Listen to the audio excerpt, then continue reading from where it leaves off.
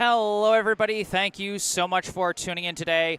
My name is Jesse Mayfield-Sheehan. I am coming to you live from Walter Brown Arena on the campus of Boston University in Boston, Massachusetts. Here to bring you coverage of today, the last day of the 7th annual Travis Roy Jr. Beanpot Boys Hockey Tournament. We just finished up the third place game, the consolation game, between the two teams that lost in the first round yesterday out in Foxborough. The Lexington High School Minutemen coming out with a narrow 2-1 victory over the Newton North High Tigers. Later on today, we'll have the Junior Beanpot Championship game between the Warriors of Brookline High School and the Shamrocks of Bishop Feehan High School. But before that, in between these two games, they're going to have a special ceremony that's going to feature a very special guest speaker. Jake Tebow is going to be a guest speaker here. Tebow, for those of you not in the know, he was a star hockey player at Milton Academy and suffered a severe spinal injury 2 years ago. He's been rehabbing ever since, trying to get as close back to a normal life as he can. So a very fitting guest speaker for this event that's held to raise funds for people who suffer debilitating spinal cord injuries in honor of the late, great Travis Roy, a former BU hockey player who suffered a paralyzing spinal cord injury in the first minutes of his college hockey career and dedicated his life to advocacy for better research into treatment and quality of life improvements for other people who suffered as he did. All the proceeds donated during this tournament are going to go to two organizations.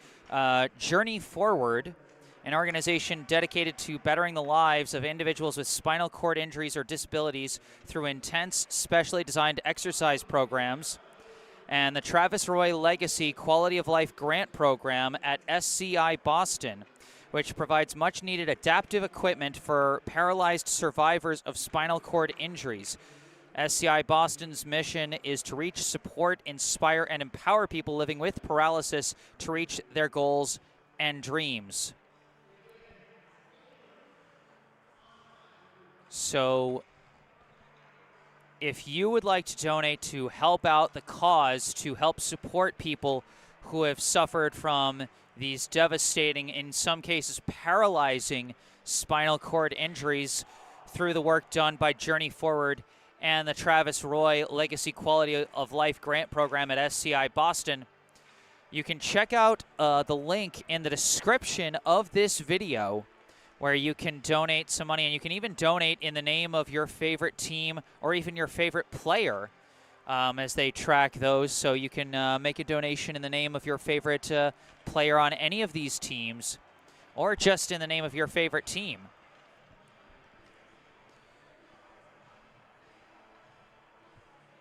And then, of course, as always, if you end up enjoying this live stream, be sure to hit that like button. Subscribe to the channel to stay up to date on all my upcoming live streams. I'm going to have all home games for Brookline High boys and girls hockey here at Walter Brown this winter season, including the nearest upcoming one on Monday, as the Brookline boys will be back in action on Monday to host Burlington. So be sure to stay tuned for that and plenty more. Subscribing to the channel can help. And as always, I encourage audience participation in the live chat. If there's anything you'd like to say in support during the ceremony once it begins. It's scheduled to begin around 2 o'clock, so about 5 minutes from now. If there's anything you'd like to say during that, then I encourage you to say something in the live chat. Once the game begins, slated to start sometime between 2:30 and 3. Once the game begins, again, I encourage audience participation. It could be a message as simple as "Go Brookline" or "Go Bishop Feehan." It doesn't matter which team you're rooting for.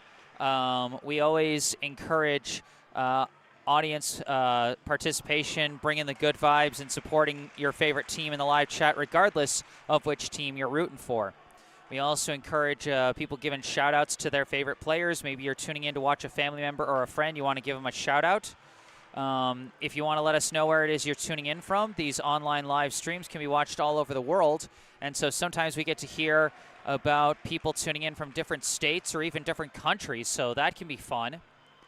On a more serious note in terms of reasons to participate in the live chat, if you notice any technical difficulties, either with the video or the audio, then I encourage you to speak up and say something in the live chat. You never know. It may be something I don't notice on my end, and it might be something that's an easy fix. And then, of course, if I am flubbing the pronunciation of any names of any players on either team, Brookline or Feehan, I encourage you to correct me in the live chat. I want to give these student athletes the best coverage I possibly can, and to me, part of that means getting their names right.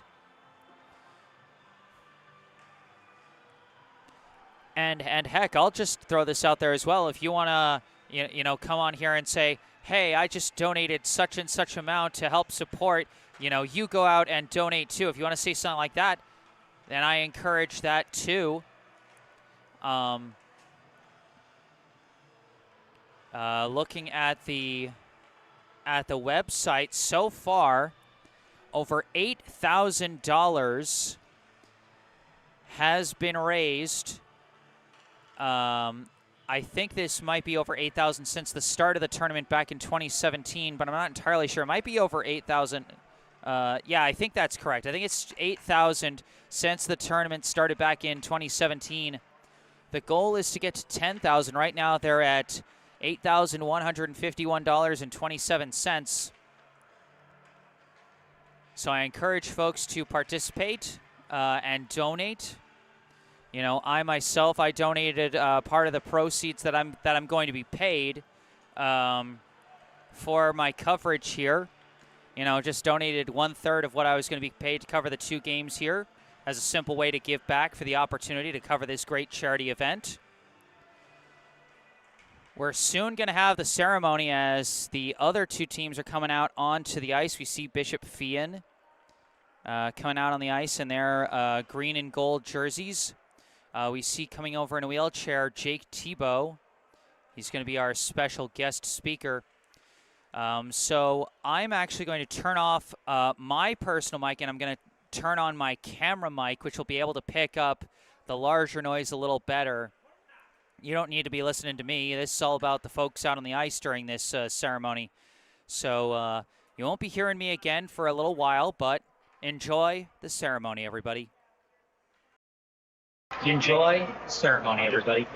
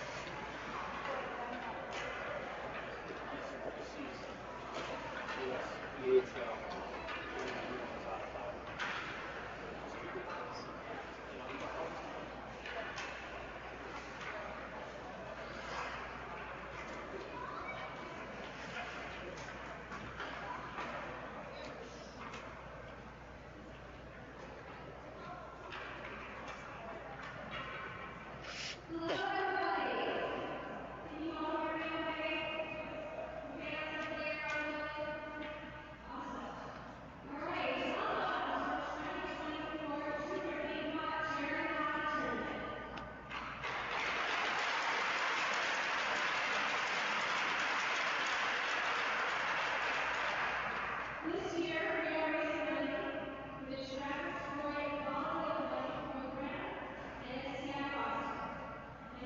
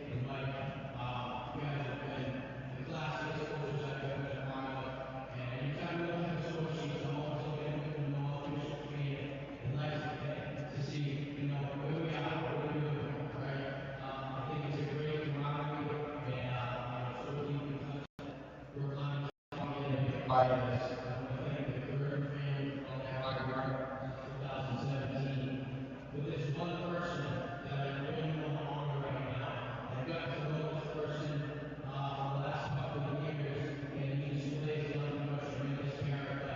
He's been, from what I've been told and what I've been talking to him about, the catalyst for getting this tournament off the ground. He is the, inspiration and the instrumental leader in all this, and I don't think he gets enough credit. And that's actually after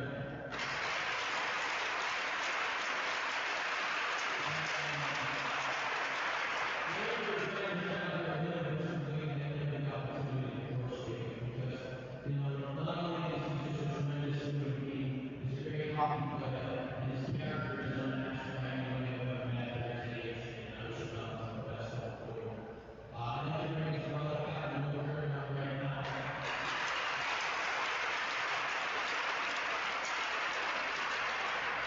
Will is a home breaker for all his hard work and a memory that he'll never forget.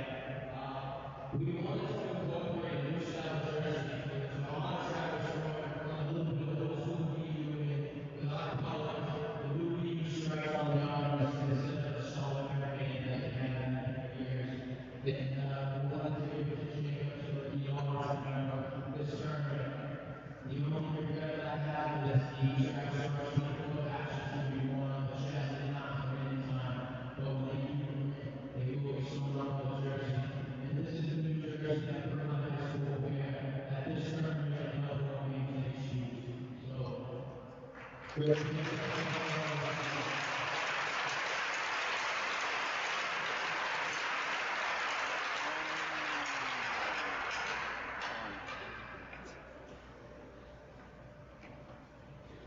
That was a surprise for me too. I was like, thank you, Coach. I really like it.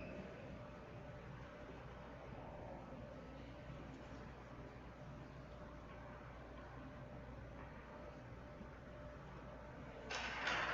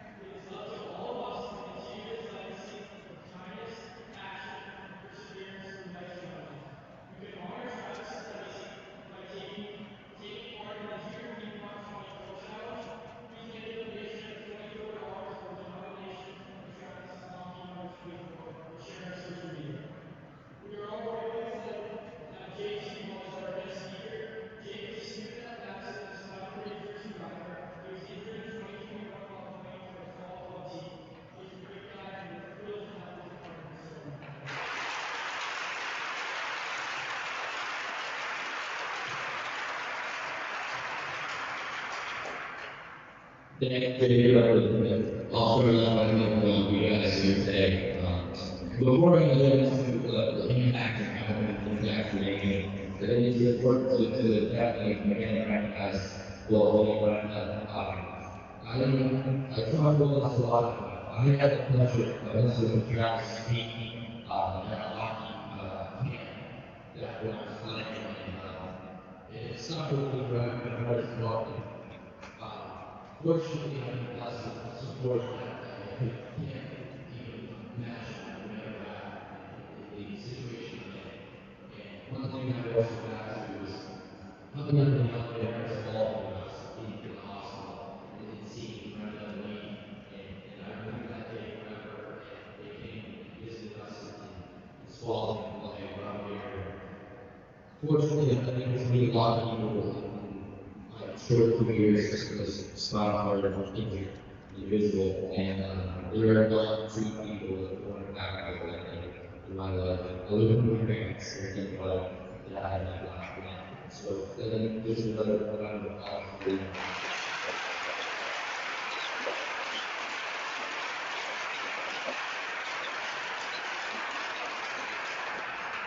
The world also it's a community like what's created for them. We're all really focused on the goal of finding here to bring fruit. And Travis was instrumental in building that community and starting a community that previously not really existed or that was existed to this day. And you guys every day are making that impact. You're more than actually changing the lives of people in our communities. Like David said, I was in like hockey is international. I still love it. Fortunately, we're that's hockey in both areas. So it's still thinking as much as I can. But what I also realized is it's not my purpose. And I encourage every time I see it, I encourage people to find out what it's like. If you're very sickly of a hockey player, when you move forward in the next generation. And I think I can speak for myself and other people that have suffered some injury. Our purpose is greater than we could have ever imagined previously to our injury. And what we're doing is now can live as individual people as the product brings to our injury. So you guys have realized today that your impact is helping to change lives and living independently.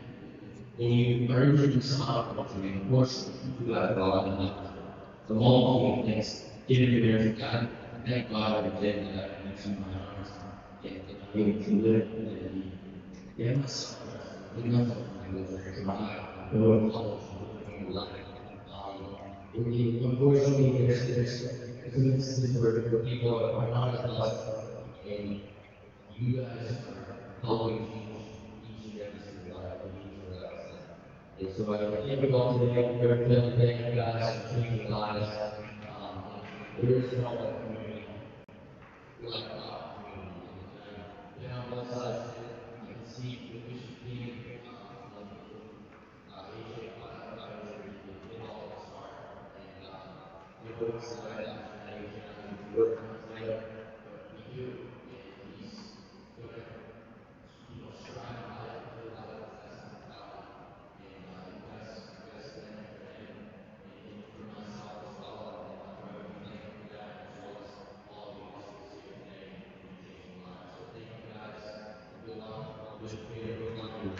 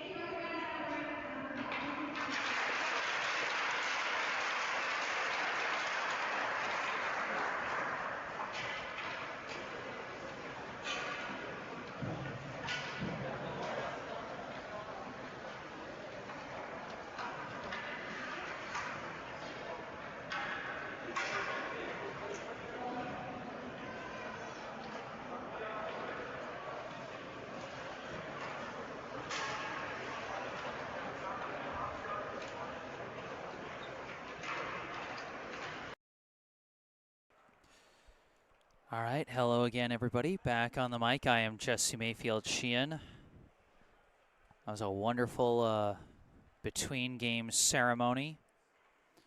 We heard from Lisa Gurdon and Jacob Gurdon. Jacob Gurdon, of course, a graduate from Brookline High School, graduated as a member of the class of 2022, I believe. He graduated 2 years ago. And he was the one who founded this tournament back in 2017 when he was 13 years old as part of his bar mitzvah program. And boy, I'll tell you, I think any of us who has ever been connected to high school sports only wishes we could have the kind of long-lasting impact and legacy that that Jacob Gurdon is going to have on the high school hockey scene for Brookline for years to come with this tournament. So we heard from them. We heard from Brookline High head coach Anthony Sarno. And then we also heard from Jake Tebow, former hockey player at Milton Academy, who I think I heard is now a student at Babson. Heard him talk about, you know, the impact that efforts like this have on people like him who have suffered spinal injuries. So a great cause. And again, I encourage people to go to the link in the description section of this video and donate. One of the things they've thrown out here is a fun way of donating just a little bit to help is the 24 challenge. You can donate $24 in honor of Travis Roy's Boston University hockey number 24. Or donate more. I don't think anyone's going to say no to donating more. But a fantastic cause and a fantastic day out here at Walter Brown as the teams begin warming up for the Junior Beanpot 2024 championship game between the Brookline High Warriors and the Bishop Feehan Shamrocks. The third year in a row that these two teams have faced off in the finals of this great tournament. Of course, 4 years ago, they couldn't have a hockey tournament because of COVID. Instead, I think they had a golf tournament. But the last 3 Junior Beanpot hockey tournaments have come down to these two schools, with Bishop Feehan taking the last 2. Last year, they won in blowout fashion over Brookline. By my count, the score was 9-0. The scoreboard had it as 7-0, so I'm not sure if some goals didn't count or if the scoreboard just broke or something, but, you know, it was something more akin to, like, the first half of Space Jam, where it was, like, kind of one-sided, ain't it, to 18. Then, of course, 2 years ago in 2022, the final score of that one, 3-1 in what was a 1-1 tied game going into the third period before Bishop Feehan got a go-ahead score late in the third period and then an empty netter to seal it. So we've had one close game and one blowout game between these two opponents. As you can see from the scoreboard clock in the bottom left corner of your screen, about 8 minutes and 40 seconds before we get this one underway. Brookline coming into this game with a 3-3-2 overall record following their win 4-2 against Lexington in the first round last night. Bishop Feehan, of course, defeated Newton North in the first round. That improved their record to 4-5 overall.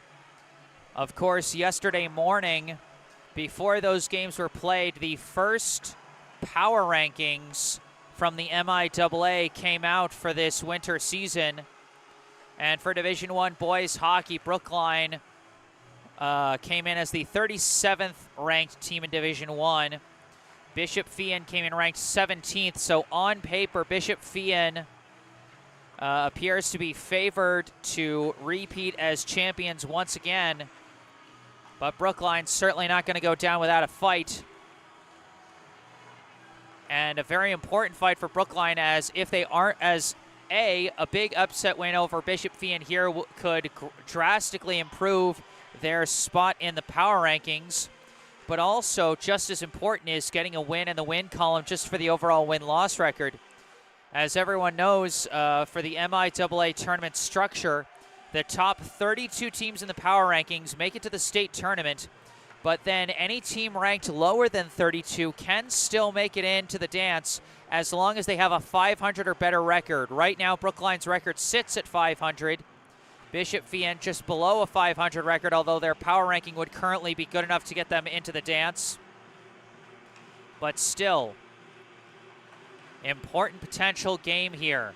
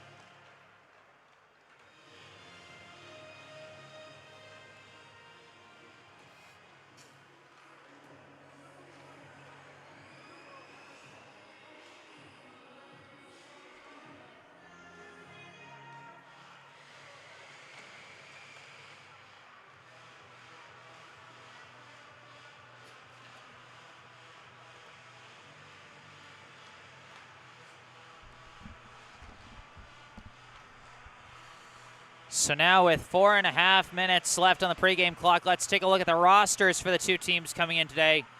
Let's start with the team that'll be the visitor on the scoreboard, the Bishop Feehan Shamrocks.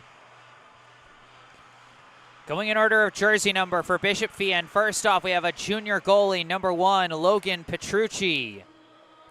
Next, a senior forward, number 2, Charles Jones. A junior defenseman, number 4, Travis Smith. A senior forward, number 5, Michael Cook. A senior forward, number 6, Joseph Ahmed. A senior defenseman and captain, number 7, Bryce McIntosh. A sophomore forward, number 8, Gabriel Visnicki. A sophomore forward, number 9, Dominic Felici. A senior forward and captain, number 11, Ryan Eldridge.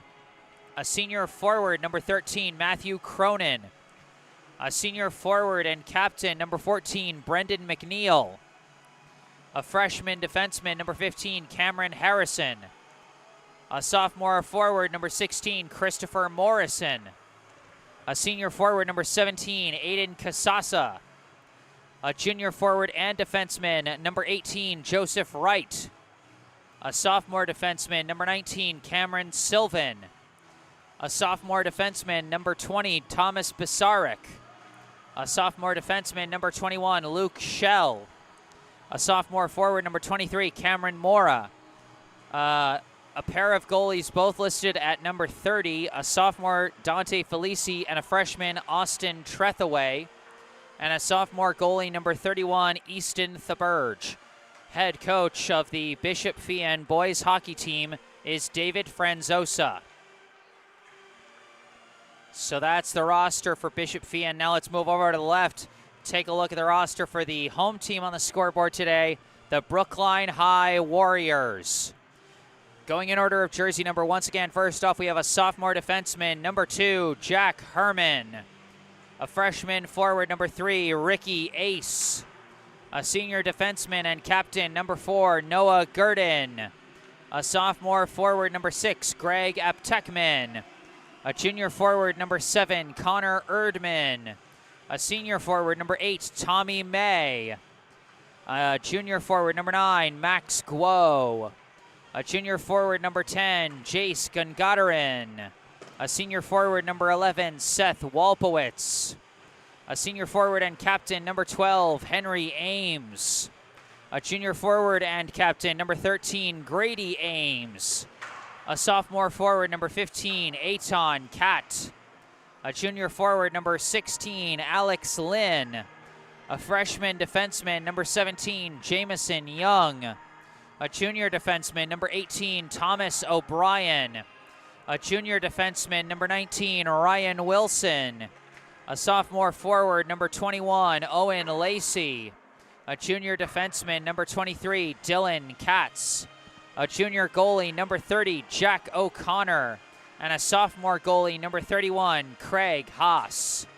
Head coach of the Brookline High boys hockey team is Anthony Sarno. So those are our two teams coming into today. It's the 2024 Junior Beanpot Finals. I am Jesse Mayfield-Sheehan, and you're watching Brookline High Hockey.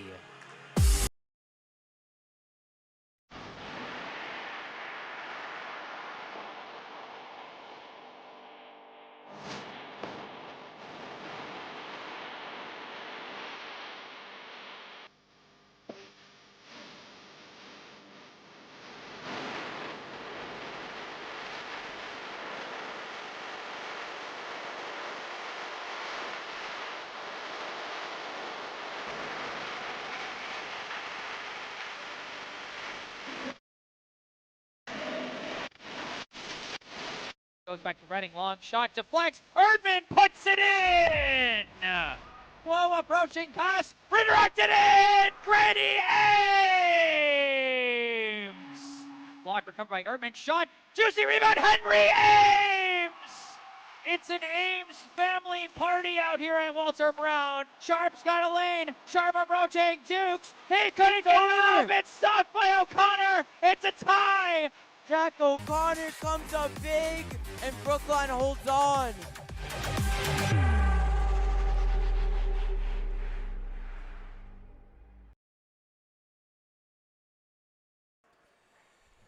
All right, the pregame horn has sounded, and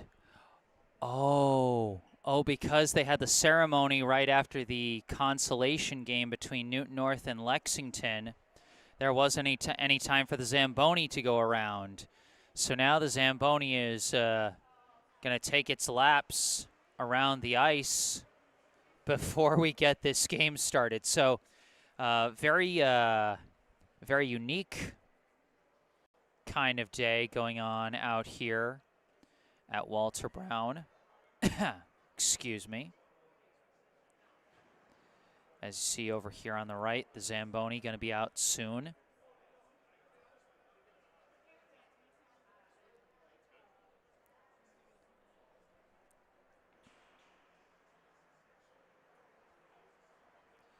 We got our first note in the live chat today from one of our regulars, Marlene Lyons.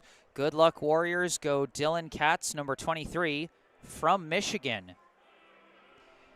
Happy to see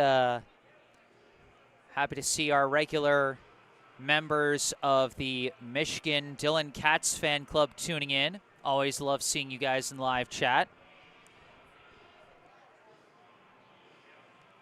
Cats and the Brookline Warriors coming off a 4-2 victory over Lexington last night. For those of you who missed that live stream, Brookline got one goal in each of the first two periods, then got two big goals in the third period to help secure the victory.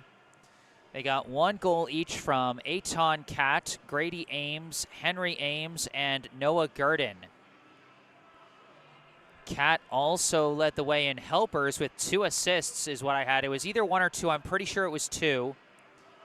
And Henry Ames and Noah Gurdon each had an assist to go with their goals. And Jace Gagarin also had an assist. So those are the scoring stats for Brookline from yesterday. For Bishop Feehan, I don't have the stats from their win over Newton North yesterday, but I do have their some individual stats from previous junior Beanpot matchups against Brookline.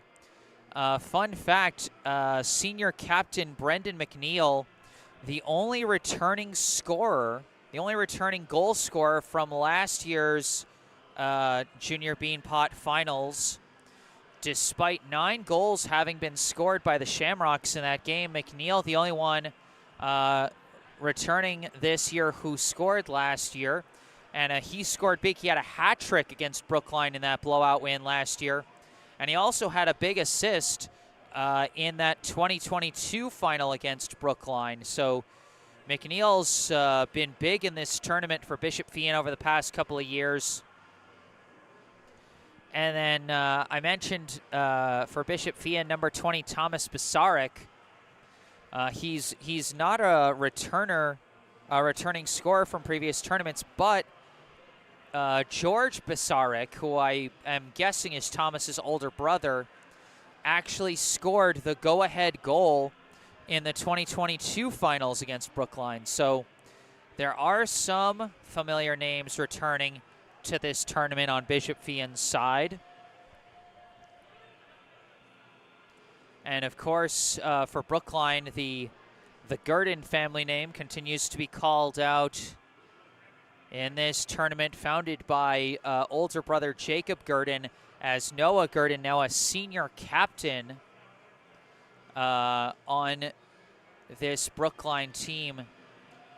Noah Gurdon was like 10 or 11, I think 11 years old when this tournament was first founded, and now here he is, a senior captain, playing what could be the last junior Beanpot tournament game to feature a member of the Gurdon family that founded this tournament. So a very special game in that respect here today. Noah Gurdon, of course, he scored 3 goals in this tournament. 1 goal last night against Lexington, and he had 2 goals in last year's semifinal against Newton North. One of which you might have seen in that intro video that I was playing before. So a lot of history with the Gurdon family there.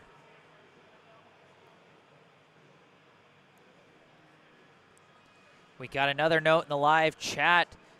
This one tuning in from Connecticut, Barbara E. Picorni. Go Brookline, go Ryan Wilson. That referring, of course, to the Brookline junior defenseman, number 19, Ryan Wilson, who unfortunately has missed much of the season due to what I've heard is a wrist injury. So certainly hope he gets a speedy recovery.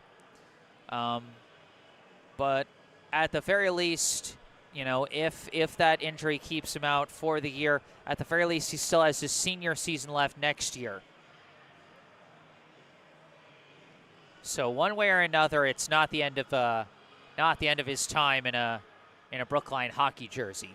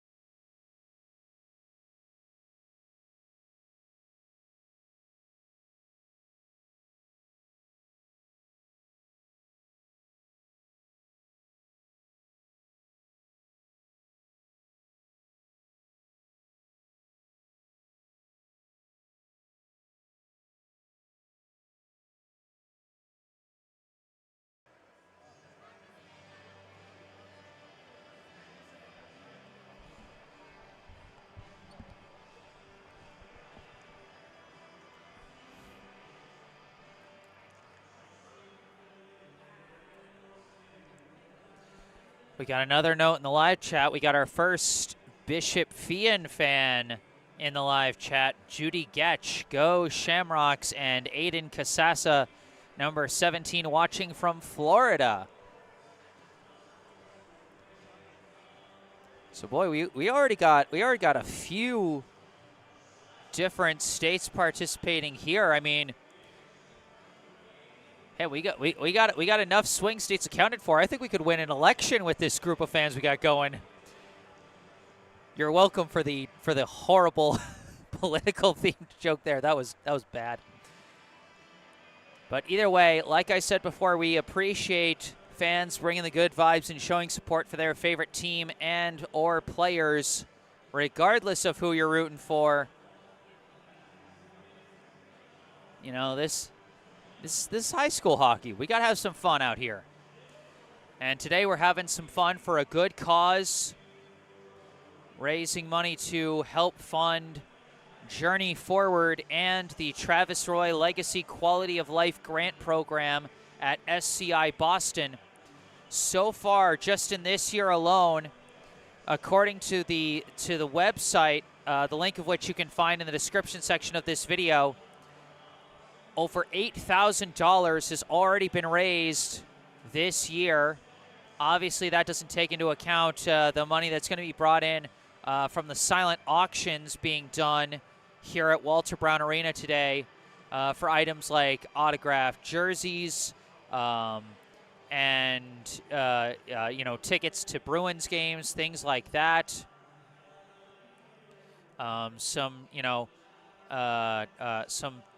Some Travis Roy memorabilia as well in honor of the late great Travis Roy, who in 1995 suffered a spinal cord injury while playing his first 11 seconds as a Boston University hockey player. Ended up, I believe, as a paraplegic as a result of the spinal cord injuries, but dedicated his life to helping others like him who had suffered spinal cord injuries so they could live the best lives they possibly could. He became, such an incredible advocate over the last 25 years of his life before passing away at the age of 45 in 2020. His foundation, the Travis Roy Foundation, has contributed $5.6 million to research grants dedicated to improving mobility following paralysis. And he continues to inspire through events like this. So, I said it before, I'll say it again, folks. Get on that link in the description section, make some online donations, and have some fun with it, and donate in the name of your favorite team and even your favorite player. Right now, according to the website, Brookline High School, the leading team, with $3,708.61 contributed in the name of Brookline High School. Bishop-Feehan with $649.53 contributed in their name. And, of course, some individual players as well have received donations in their name. Show your support. Get those numbers up. We're hoping to reach $10,000 by the end of this weekend. Right now, the number is at $8,166.27. Get those numbers up, folks. Check out that link in the description section and get to donating. For those of you who watched the Between Games ceremony, you know that the new jerseys Brookline is wearing here today are in honor of Travis Roy. They are jerseys designed in the style of the old Boston University jerseys, the same kind of jersey that Travis Roy wore while playing for BU before his fledgling college hockey career came to an abrupt and tragic end but a tragic turn that would go on to define the legacy of that great man who dedicated his life to helping those who suffered paralyzing injuries to live better lives. Your Brookline Warriors. Participating student athletes, coaches, and conference officials representing victory in today's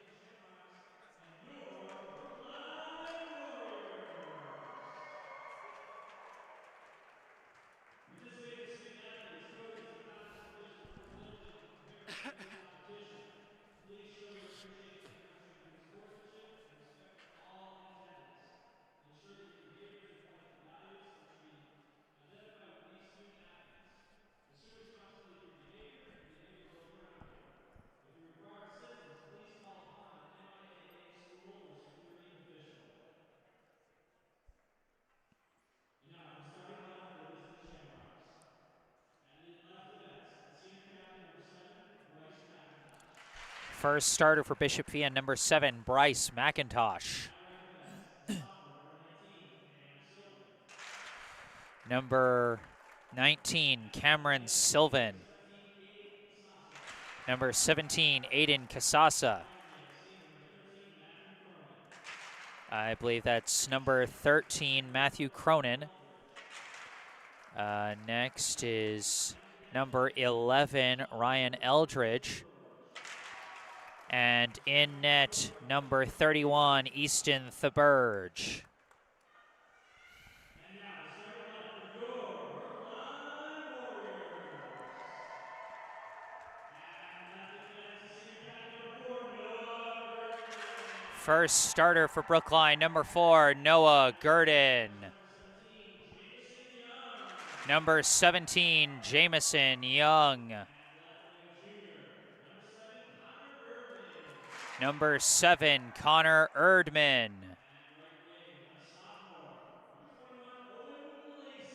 Number 21, Owen Lacey. And number 13, Grady Ames. And in goal, number 30, Jack O'Connor. And now here comes the national anthem. We thank you for your service. Now, can all direct our attention to the nation's flag at the center ice as we play our national anthem. Oh, say, can you see by the dawn's early light what so proudly we hailed at the twilight's last gleaming, whose cross stripes and bright stars through the perilous fight o'er the ramparts we watched were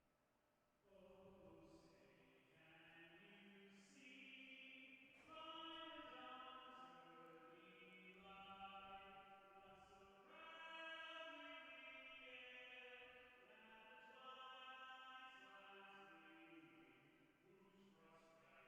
when rockets raged and the bombs bursting here there did prove through the night that our flag was still there. Oh, say does that star-spangled banner yet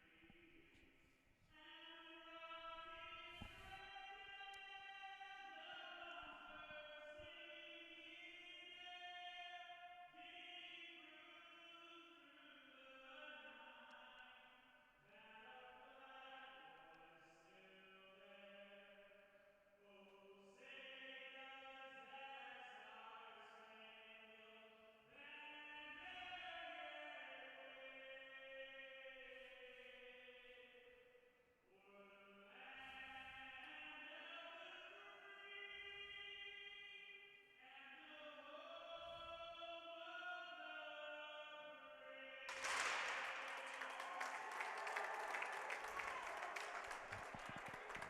All right. There's the national anthem. We got our starting lineups, and we'll soon have our opening puck drop with a fresh 15 minutes on the clock for the first period. We got some more notes in the live chat from Ali Sternberg, Go Warriors, LFG, Dylan Katz, and from Lauren Hirsch, a very simple Go Brookline.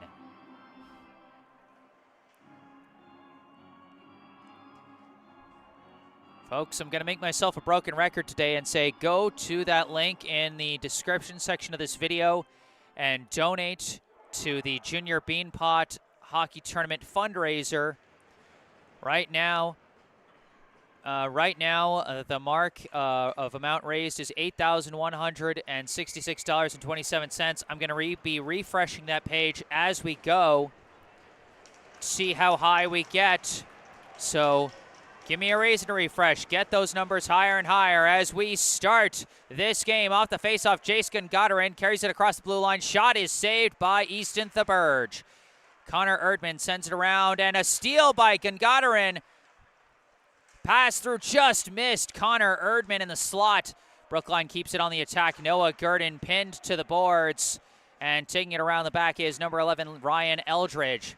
Bishop Feehan trying to clear. Brookline keeping up the pressure, and just barely stopped, and now skating out with it, number 13, Matt Cronin. Lifts a high pass into the Brookline and chased down in the corner. Quick pass misses everybody. The attempted pass by number 17, Aiden Casasa.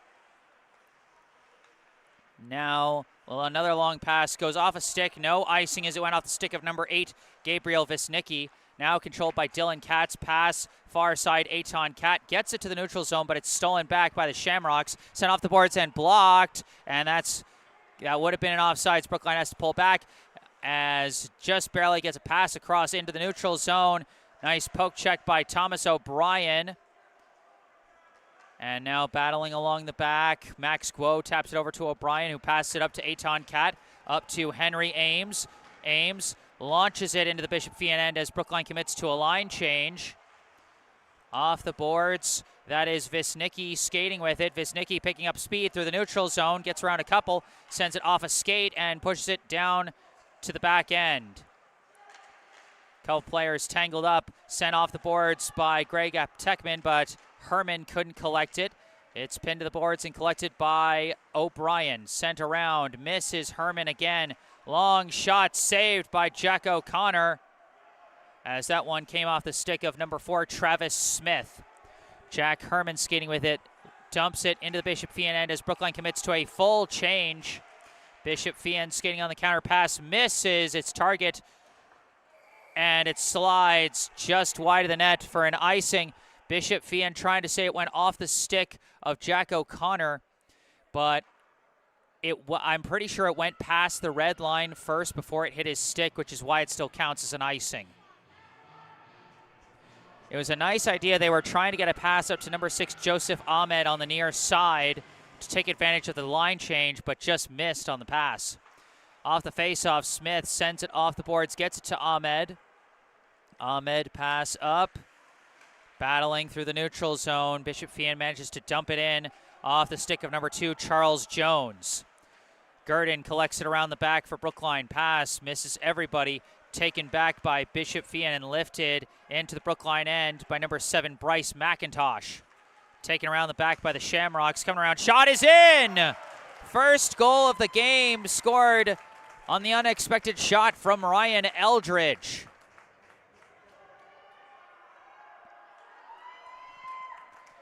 Eldridge caught Jack O'Connor sleeping a bit there as Eldridge came around the back. Looked like he was looking for a pass, but then noticed he had an open look right at the net. Sent it through the 5-hole, and it's a 1-0 lead for the Shamrocks. Off the face-off, it's tangled up in the official skates, but now knocked loose. Taken across the blue line by Bishop Feehan. Pass blocked, recovered by Eldridge. Leaves it for Casasa. Casasa battling, taken away by Henry Ames. Ames sends it off the boards. It's blocked. Insert from McIntosh, misses wide. And a hard hit into the boards, but Max Guo recovers, sends it into the Bishop Feehan end. Chasing it down is McIntosh, and we've got, it was a delayed penalty call against the Shamrocks, and so Brookline is going to go on the power play right after giving up the goal. That'll be number 13, Matthew Cronin, going to the box.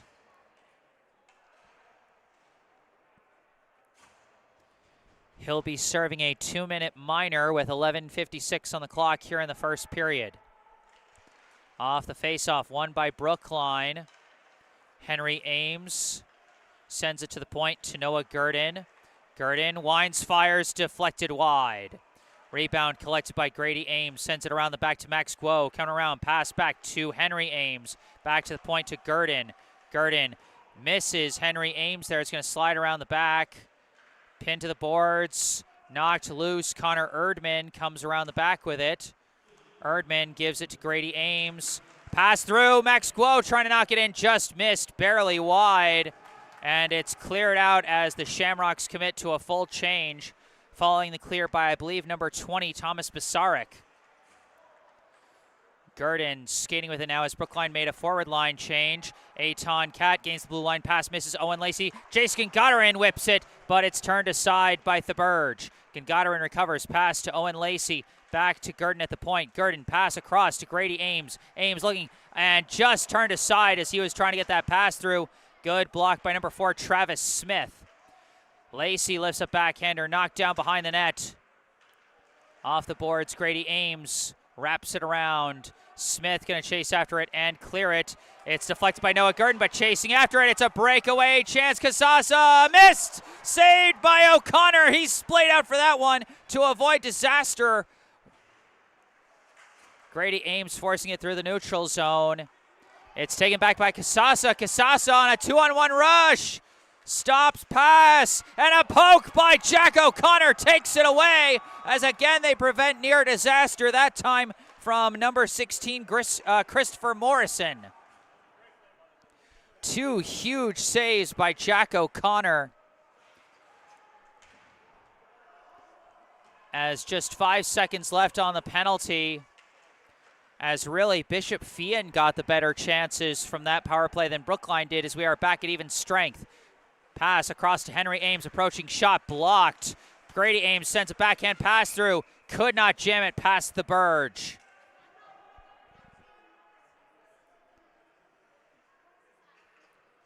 One to nothing, the Brookline advantage.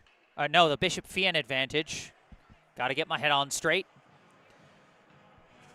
And off the save from Easton Theberge, we'll have a face-off in the Bishop Feehan end with 9:45 on the clock here in the first period.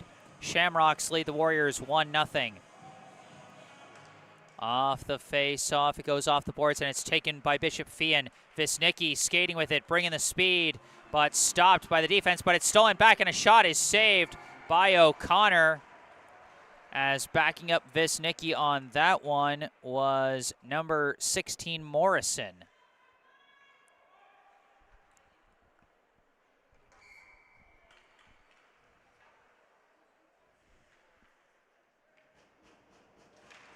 Off the face-off, it's controlled by Bishop Feehan. Long shot deflects high and wide. Visnicki couldn't jam that one home. Now turning around, a shot blocked by Dylan Katz, as they're now battling around the back. Visnicki sends a pass through, and a shot is in, scored by number 23, Cameron Mora. That line of Visnicki, Morrison, and Mora brought a really aggressive attack for the past couple of minutes, and it was ultimately Cameron Mora who gets the second goal of the game, and already Bishop Feehan out to a multi-goal lead over Brookline. Off the face-off, Bishop Feehan sends it up the line. It's blocked by Jamison Young. Tries to get a pass through. It's blocked. Owen Lacey trying to push it through. Blocked again. Knocked back into the Brookline end, where it's taken by Jamison Young. Given back to Noah Gurdon. Pass out to Lacey near side. Lacey's pass misses its target. No icing as it's stopped by Theberge. Given to Smith. Smith's pass misses a bit in the corner. The attempted clear knocked down by a Bishop Feehan player. Now lifted through the neutral zone, going for number 9, Dominic Felici. His shot saved by O'Connor. Juicy rebound, but couldn't be knocked home by Smith. Sends it through to the slot. Turnaround shot, couldn't get enough on it. Misses wide. Now stolen away by Brookline as Lacey lifts it off the glass. Chased down by number 15, Cameron Harrison. Knocked away from Harrison and sent back down to the Bishop Feehan end. Pass off the board, stolen away. Aton Cat gets the legs taken out from under him there. as the puck gets pinned to the boards. Bishop-Feehan comes out with it. Long pass misses its target, as that will go for icing.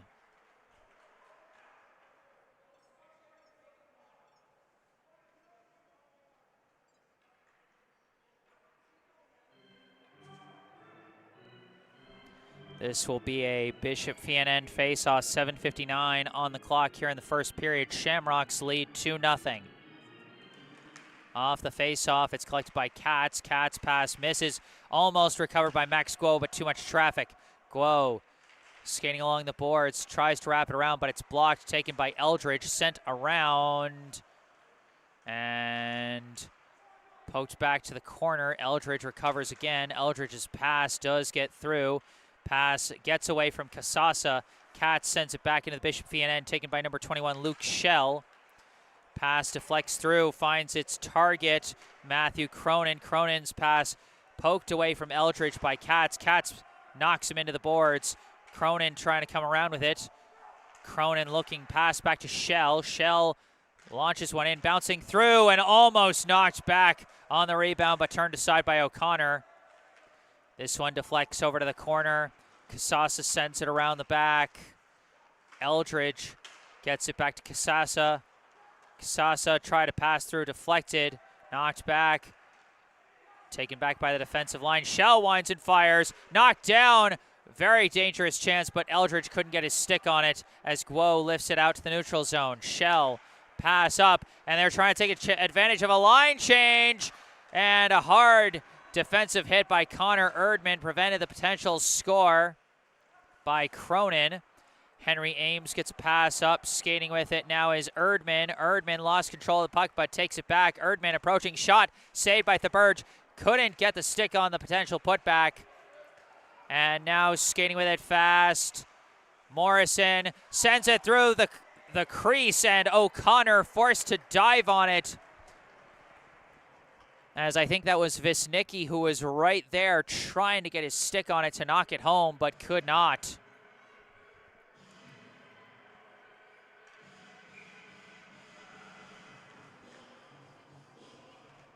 Off the face-off, it is controlled. A shot off the outside of the net, and we've got a check on the goalie, and that's going to be a penalty against Bishop-Feehan as Christopher Morrison came crashing into the netminder.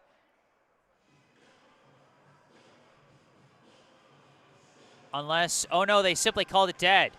Okay, so no penalty against Morrison. I thought they were going to call a penalty for like goalie interference or something, but they do not. They just call it a dead puck. So I misunderstood the call there. Still even strength, just going to be a face-off. And a quick shot and a quick save by O'Connor.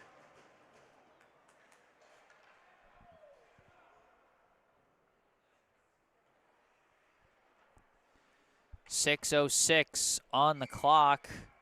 Here in the first period, 2-0. The Shamrocks lead the Warriors. Off the face-off.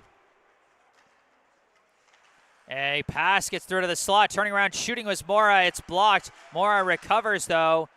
Poked into the corner. Grady Ames gets it loose, gets it to Lacey.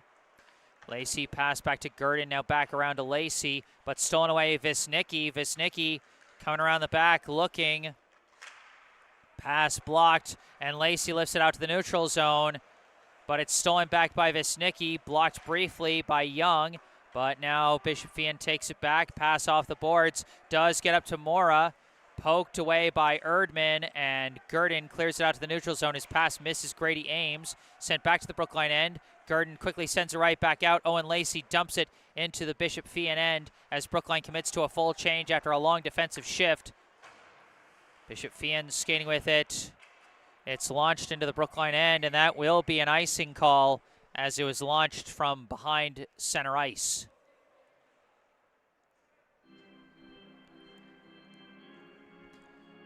.2 Bishop-Feehan leads the goals so far, coming from Ryan Eldridge and Cameron Mora. Off the face-off, it's controlled by Harrison. Harrison sends it around It's controlled now by number 5, Michael Cook. They're still trying to find a lane to clear it, and they do. This is Cook skating with it. Cook loses control of the puck, but does get it down to the Brookline end. Katz and O'Brien try to clear it, but it's blocked by the official. Now poked out to the neutral zone by Aptekman. Pass across. Harrison dumps it into the Brookline end as it wraps around. O'Brien again tries to clear. It's blocked, kept on the attack. Launched into the corner by number 6, Joseph Ahmed. Pass just missed its target there. Long shot missed high and wide off the stick of Smith. Pass goes back now. Harrison can't control it. Smith recovers pass. Almost turned over, but Harrison able to send it into the Brookline end as Bishop Feehan commits to a full change. Pass gets away from Herman. Taken by Casassa. Stood up by O'Brien. Herman sends it off the boards and over the glass and out of play. It'll be a face-off.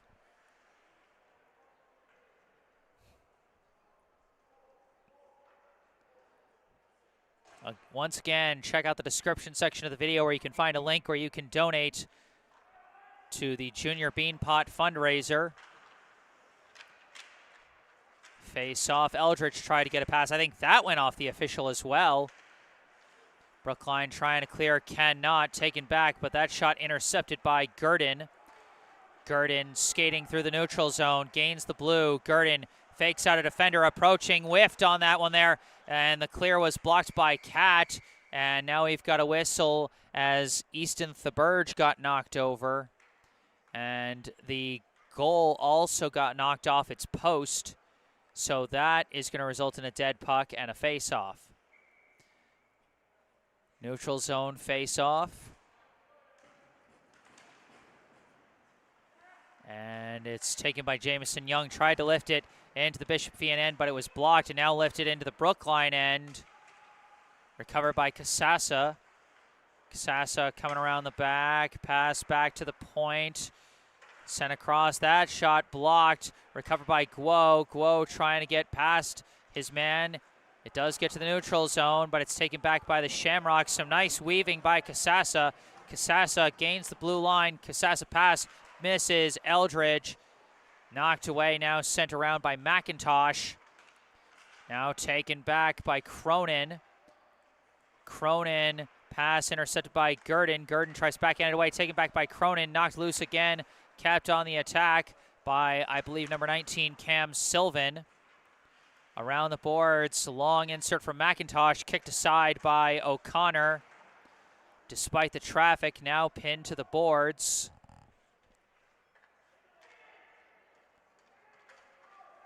Puck is finally knocked loose, recovered now, I think, by Visnicki. Visnicki gives it to McIntosh. Long shot off the post. He sent that one to the high corner and goes off the post. Brookline clears it out. Henry Ames tries to whip it into the Bishop Feehan end, but it's blocked. Now Visnicki recovers as Brookline was committing to a change. Visnicki skating with speed, gains the blue line, lost his footing, it's knocked loose, and now Brookline skating on the counter, trying to take advantage of a Bishop Feehan change. Grady Ames charging in, shot saved by Theberge. That was Brookline's best looking offensive chance so far.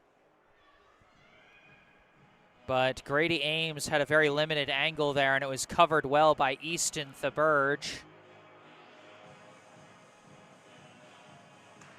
Off the face-off. Battling for it, Harrison sends it around. Ricochets over to Morrison, but stolen away by Brookline. Shot by Lacey was blocked by the defense. Katz tries to lift it in, bouncing down, but fighting for it. Lacey recovers. Lacey, the shot deflected wide. Chased down in the corner. Sent around the back by Grady Ames. Now a couple players fighting for it. Lacey comes away with a pass. Knocked aside. Big defensive play for Bishop Feehan as they now race for the puck. Katz does get there first. As it whips around to the corner, Katz double-teamed up on the boards, but it is recovered by Grady Ames. Ames skating with it through the neutral zone, tangled up with a defender, and they're going to call him for offsides. I think Ames was either complaining, saying his skates were still back on the blue line, because that's the only way he could kick it across the blue line, or he was trying to argue that the defender held him. But either way, he did not get the calls he wanted, and it's a face-off. Brookline dumps it into the Bishop Feehan end. Lifted out by Shell. Race to the puck. Young just barely gets there first for Brookline. Tries to clear its blocked pass through the middle, nobody there. And it's taken by Gurdon with 1 minute left in the period.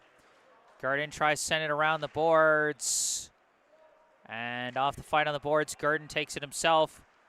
Pass off the boards.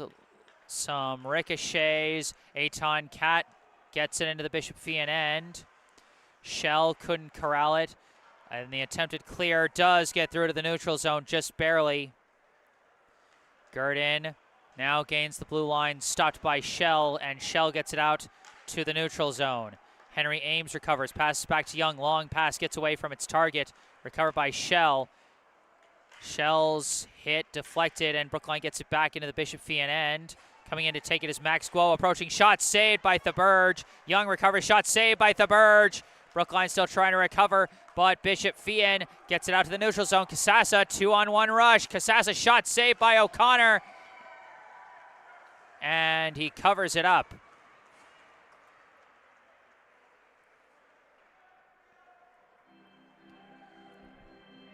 With 1.9 seconds left, O'Connor just barely able to make the save as Kasasa, with Cronin on his right, had the 2-on-1 rush in the closing seconds of this first period. Off the faceoff, that will end the first period. At the end of one, Bishop Feehan with a multi-goal lead. The Shamrocks lead the Warriors 2-0 off of goals from Ryan Eldridge and Cameron Mora.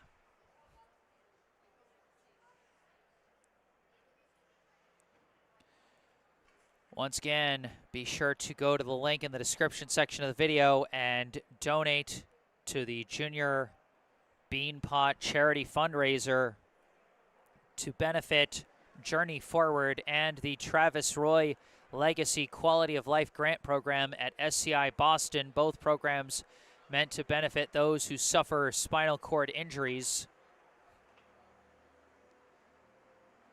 But for now, we are at our first intermission. Bishop Feehan 2, Brookline 1. Jesse Mayfield-Sheehan at Walter Brown Arena here for the 2024 Travis Roy Junior Beanpot Tournament Finals. Gonna take a break and mute the mic, but I'll be back for the second period. Stay tuned.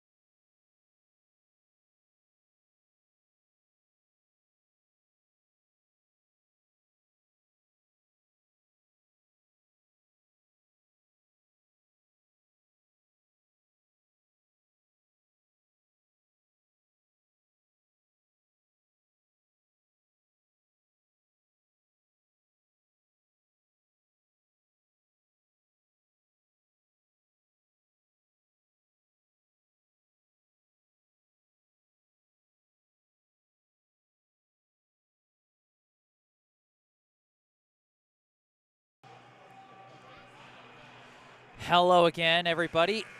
Excuse me.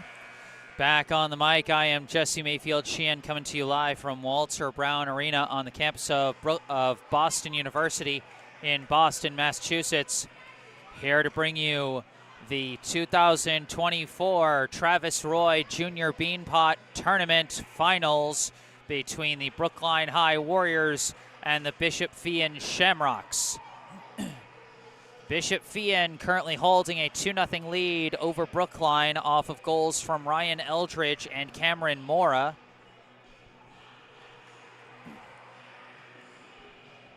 As you can see from the scoreboard cam in the bottom left corner of your screen, the shot counts noticeably in favor of Bishop Feehan at 14-6 in the first period.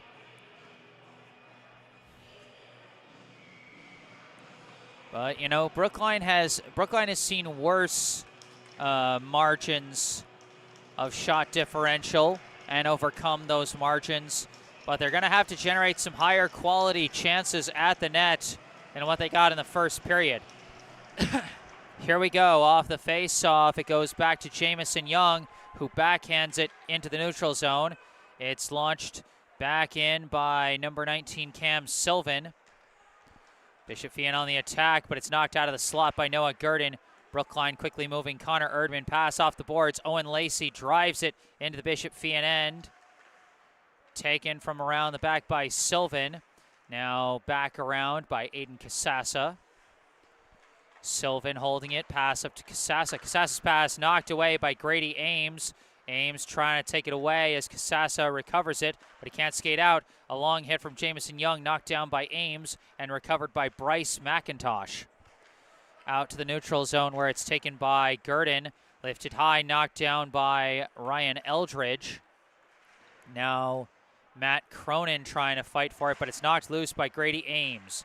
Sylvan's pass deflected, but does get out to Casassa. Casassa lifts it off the boards into the Brookline end. Bishop Feehan committing a full change. Noah Gurdon, long pass, finds Henry Ames. Ames weaving around, barely breaks the blue line before it's disrupted, taken away by Visnicki. Visnicki skating up with it, gains the blue. Backhand pass off a skate, but recovered. Fancy backhand pass from Mora, misses as it was intended for Morrison. Now Brookline takes it. Young off the boards to Henry Ames. Grady Ames comes in to take it, pass off the boards, broken up by number 20, Thomas Basaric, the last line of defense against a potential pass to Eitan Kat. Young sends it around the boards, taken back by Visnicki, approaching shot saved by Jack O'Connor. And poked away from Shell by Henry Ames as he gains the blue line, rushing in, pass, misses Kat. Kat recovers it off the boards. Sends it to the corner. Shell and Max Guo fighting for it. And it's sent up the boards, taken by Morrison. Morrison skating up with it. Morrison gets stood up by Dylan Katz, who's going to chase down the puck in the corner. Katz carrying it along as Bishop Feehan makes a change. Brookline lifts it out of their own zone, down to the Bishop Feehan end. Travis Smith sends it off the boards, gets it up to Cook. Cook's pass a little far and knocked loose by Dylan Katz. Dangerously through the slot, but Cook couldn't get it. Now approaching, a backhand shot misses wide off the stick of Harrison. As now Herman skating up with it. Jack Herman launches it into the Bishop Feehan end. Chased down by the Shamrocks, pass across to Smith. Smith, long pass, somehow finds its target. Skating up with it, I believe was, I'm not entirely sure, but now number 2 tries a shot. Could not go home off the stick of Charles Jones, and while number 6, Joseph Ahmed, was trying to make a push at it, could not. Now Brookline taking it in their own end. Dylan Katz skating out with it. And Katz lifts it into the Bishop Feehan end as Brookline commits to a full change. Bishop Feehan trying to take advantage. Skating up with it is Cronin. Cronin trying to weave around the last defender. Cannot. Blocked by O'Connor and covered up as Noah Gurdon, providing last line defense, gets a little chippy with Eldridge at the tail end of that play.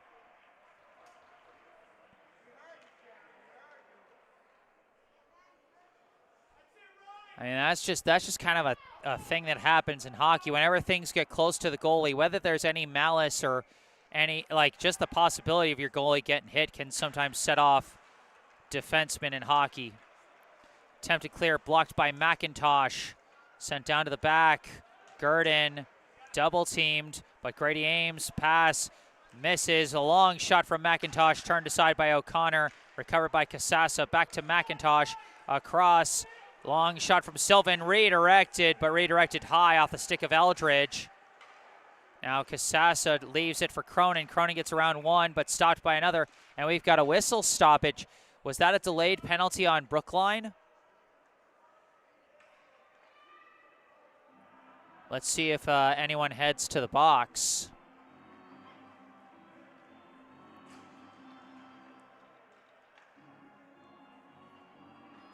It will be Noah Gurdon going to the box for Brookline. Bishop-Feehan will have their first power play as Gurdon will serve the 2-minute minor.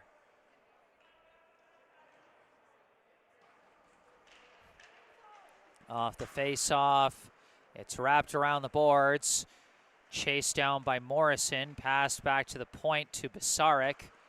Now across, long shot off the crossbar. That one absolutely whipped as it's passed back to Visnicki, who missed it off the crossbar. Almost lost track of that pass, but gets it up to Morrison now. Cross the blue line, and that's going to be offsides.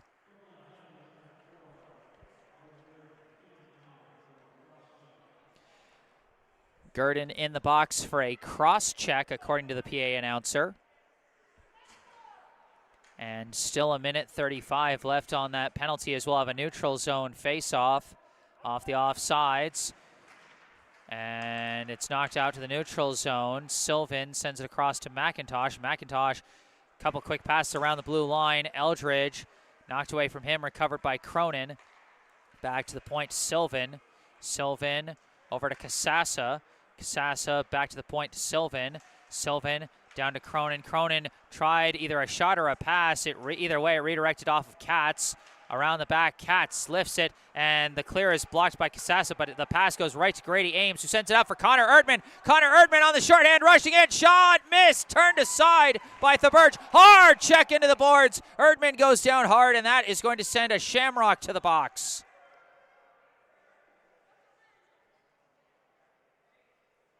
Brookline players over to check on Connor Erdman. That was a scary hit into the boards.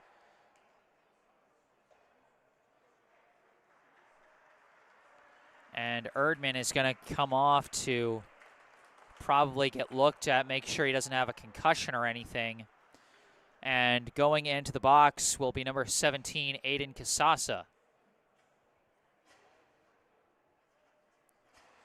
So it will be 4-on-4. It'll be 4-on-4 until Gurdon comes out of the box in 57 seconds. And it's actually a 5-minute major assessed to Aiden Casassa for that dangerous hit. So Brookline going to be on the power play for a lengthy period of time, as 5-minute majors are, unlike 2-minute minors, a 5-minute major cannot be cut short by a goal being scored. O'Brien almost off the redirect, but it goes off the post. Puck pinned to the boards. And Sylvan whips it around, gets to McIntosh. McIntosh sends it up. Morrison sends it further. Visnicki one-on-one with O'Brien. Could not weave around O'Brien. Good defensive stop. But the clear is stolen back. A shot saved at point-blank range by O'Connor off the shot from Morrison. O'Brien poked from behind, and it gets lifted over the bench. That'll be a stoppage. So, as I was saying, even if Brookline scores, once this becomes a power play, Casassa will not come out of the box. He has to serve the full 5 minutes. That's how 5-minute majors work. So Brookline with a big chance here, as that one gets lifted over the benches once again. This is still a 4-on-4, and it will stay a 4-on-4 for the next 21 seconds, or until Bishop-Feehan scores a goal, whichever happens first. Off the face-off, Eldridge gets around behind the defense, but limited angle, has to pass it back. Long shot from Shell is blocked down by the defense. Passed up to Grady Ames, but chopped high in the air off the poke check from Shell.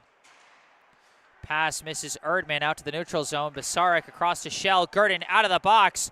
And Brookline now officially on the power play, which means Bishop Feehan can now clear it without fear of icing, which they do. Katz takes it around behind his own net. Pass slowly gets to Gurdon. Now a pass deflected, but it does find its target.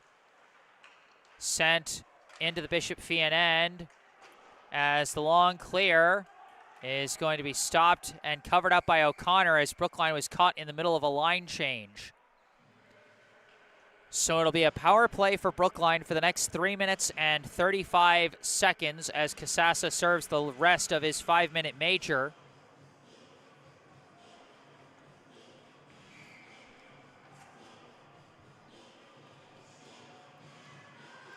But the face-off is going to happen in the Brookline end. Off the face-off, Brookline controls it. Noah Gurdon from behind the net pass. Goes to Grady Ames, now across to Henry Ames. Ames dumps it into the Bishop Feehan end.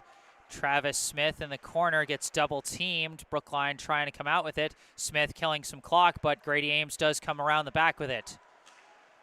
Ames backhands it around for Erdman. Erdman tried to jam it through to the slot, but was stopped by Smith. Now recovers, passes back to Gurdon. Gurdon skates to the point, fires a shot, sails high, and it's cleared out by McIntosh. O'Connor gives it to Gurdon as both teams make a line change. Gurdon skating through the neutral zone, gains the blue line, approaching, shot, saved by Thaberge, and the rebound just barely out of reach for Guo. Recovered, Henry Ames. Ames pass misses, intercepted. Fighting for it is Cat. It's knocked back to Ames. Ames fakes around one, approaches, sends one through, redirected, almost in. They couldn't get it past the Burge in the defense. Bishop Feehan now lifts it down to the Brookline end. It's parked by O'Connor. Gurdon coming around the back. Lifts one way down the line for Cat. Cat tangled up with Basarek. Gets the puck out and gets it to O'Brien. O'Brien slipped. And it's knocked loose. Harrison had it for a second, I think. Now knocked loose, taken back by Cat across the blue line. Shot deflected high. Kept on the attack by Gungadarin and Lacey. Lacey long shot, saved the Burge. Chased down by Gungadarin, but he gets pinned to the boards by Sylvan.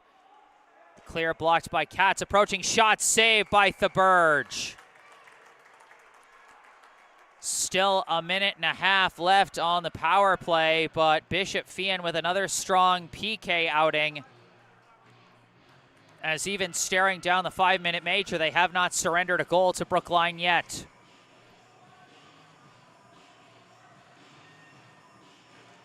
Off the face-off, Erdman passes it back to Katz, but it's stolen away from Katz by Eldridge. Eldridge dumps it into the Brookline end. Goes off the back. Off the collision. Grady Ames takes it. Ames skating through the neutral zone. Ames weaving through. Ames poke check by Smith as the last line of defense. Pinned to the boards. Shell tries to whip it. It's blocked by Gurdon. Gurdon pass misses. Around the back. Guo trying to recover. He does. Guo passes it back to Gurdon. Gurdon trying to get around Eldridge. Gurdon turning around, approaching shot, misses high. And that's going to whip around to the neutral zone and all the way down to the Brookline end. Chased down by Henry Ames as Bishop Feehan makes a change. Long pass, gets up to Max Guo. Guo gains the blue line but gets stood up by McIntosh. Erdman pinned to the boards by Cronin. Gets through to Grady Ames. Ames fighting through, tries to get a pass through, tries to get a shot off, blocked well by the defense. Erdman pass. Ames tries to send it through the slot. Nothing there. Winds and fires. Ames knocked in off the defense! I think that went off the defense, in which case that goal is scored by Henry Ames. Let's check out the replay. As you can see, quick passing, just missed as they were going for the slot. Winds and fires, and that did go off the foot of a defenseman, so that is Henry Ames scoring off the assist from Grady Ames and Connor Erdman, making it a 2-1 score. Henry Ames has scored a goal in each of the past 2 days for Brookline. Off the face-off, the penalty does continue for another 27 seconds as Ames collects the power play goal. Like I said, even when a goal is scored, a 5-minute major has to be served in its entirety. Greg Aptekman launches it into the Bishop Feehan end, as this one is lifted out. And the PA announcer confirms the goal scored by Henry Ames. There was no offensive deflection, but a defensive deflection. Jack Herman racing into the Bishop Feehan end. As the penalty concludes, we are back at even strength, and Brookline commits to a full change. Pass a little too far for Morrison. No icing, as Gurdon collects it, gives it to Young. Young pass up to Cat.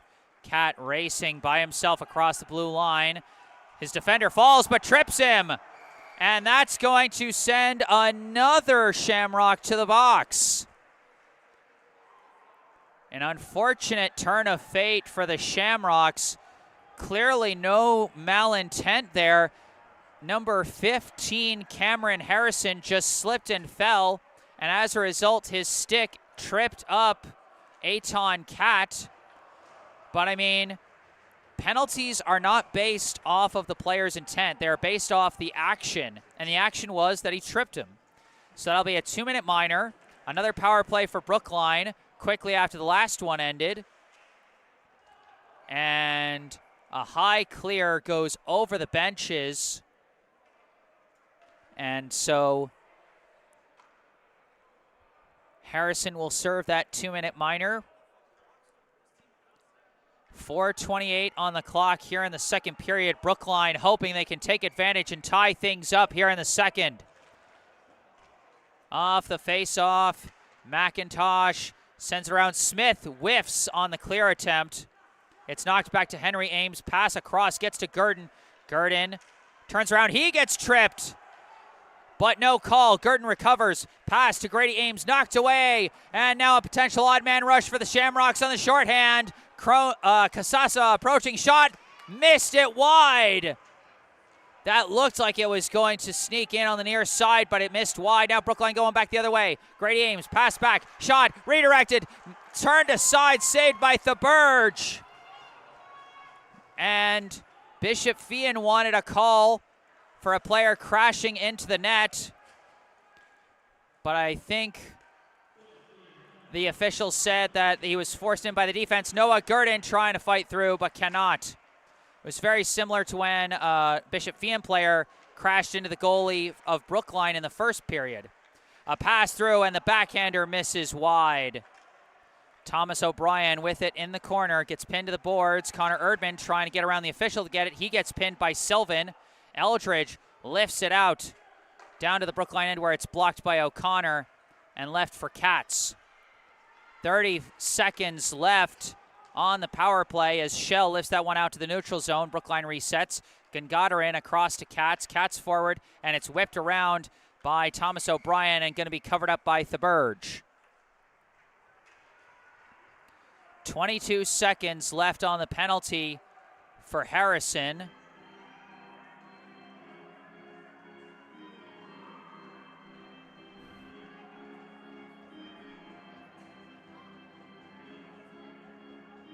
As Brookline puts Gurdon back in place of Katz for the last seconds of this power play.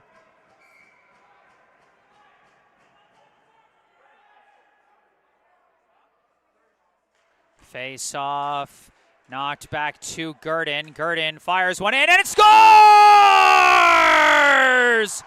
Noah Gurdon ties it up!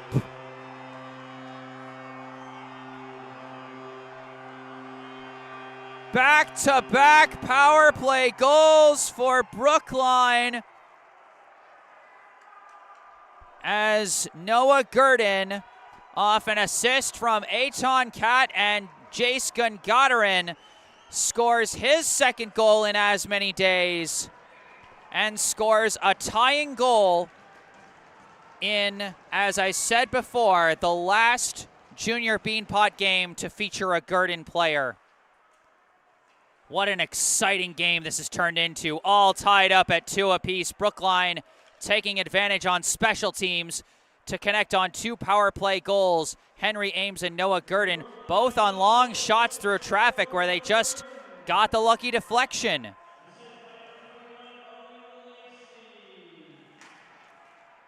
And the PA announcer misattributes the assist to Owen Lacey, as that was actually Eitan Kat and Jaskin Goderin who got the assists there. But that's all right. You know, for all I know, maybe Owen Lacey is wearing number 10 today because of the new jerseys. You never know. For now, the pass up. Brookline trying to rush with it, but Guo lost it. Visnicki in the midst of a Brookline line change. Ooh, and because they were making a line change while the puck was around the door to the bench, they're stopping play. Is this going to send a Brookline player to the box, or is this just going to be, it's just going to be a neutral zone face-off? Okay. Off the face-off, it's sent back to the Bishop Feehan end, blocked by Thaberge and left for McIntosh. McIntosh's pass deflects off a skate and is going to slide all the way down to the Brookline end. Gurdon swiftly takes it around the back. Gurdon pass up to Erdman. Erdman pass across, finds a man. Owen Lacey charging in, shot saved by Thaberge.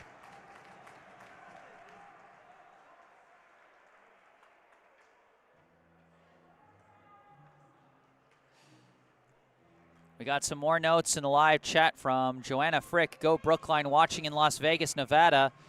And Lauren Hirsch, Brookline, fire up. And then Joanna again after the goal by Gurdon. Well, that certainly warrants a big whoop from the Wild West. And I could not agree more. Pass from Lacey, could not get it to Erdman, too much traffic. Shamrocks recover lifted high. Blocked down, combined efforts of O'Brien and Grady Ames. It's knocked back to the neutral zone. Cronin comes out with it. Lacey takes it back, but then it's knocked away by Casassa. Katz off the boards, blocked by Casassa. And Casassa starts skating with it. Pass gets up to Cronin, who launches it down, blocked by O'Connor, taken by Katz. 1 minute left in the second period, all tied at 2. Katz pass up to Lacey. Lacey lifts it through, bouncing along. It is taken back by Shell, gains the blue. Shell weaves around a defender approaching, and his shot was blocked by Katz. Tried to get a little too fancy there, and Katz swooped in and blocked it. Pass intercepted now by Morrison, lost his footing, couldn't take advantage of the Brookline line change, but he does get it to Shell. Shell dumps it into the Brookline end. O'Brien couldn't quite get it. It's pinned to the boards by Morrison. Morrison fighting for it now, a pass through, and Visnicki somehow stopped by O'Connor. How on earth? I have to take a look at a replay on that one. Comes around the back, strong efforts. He got it point blank, and somehow, some way, Jack O'Connor stabbed at it with his glove. I saw that man make over 50 saves last weekend against Wellesley, and that save right there might have been the most impressive save I've seen from him so far this season. This one covered up by O'Connor.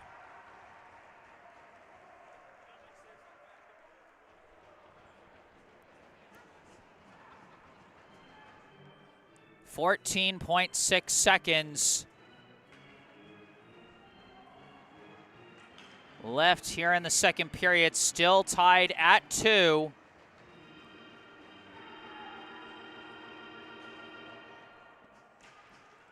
Off the face-off, it's Gurdon. Pinned into the corner. And they're just trying to kill clock till the end of the period. Bishop Feehan comes out with it. Morrison scrumming with several players along the boards, and that will end the second period.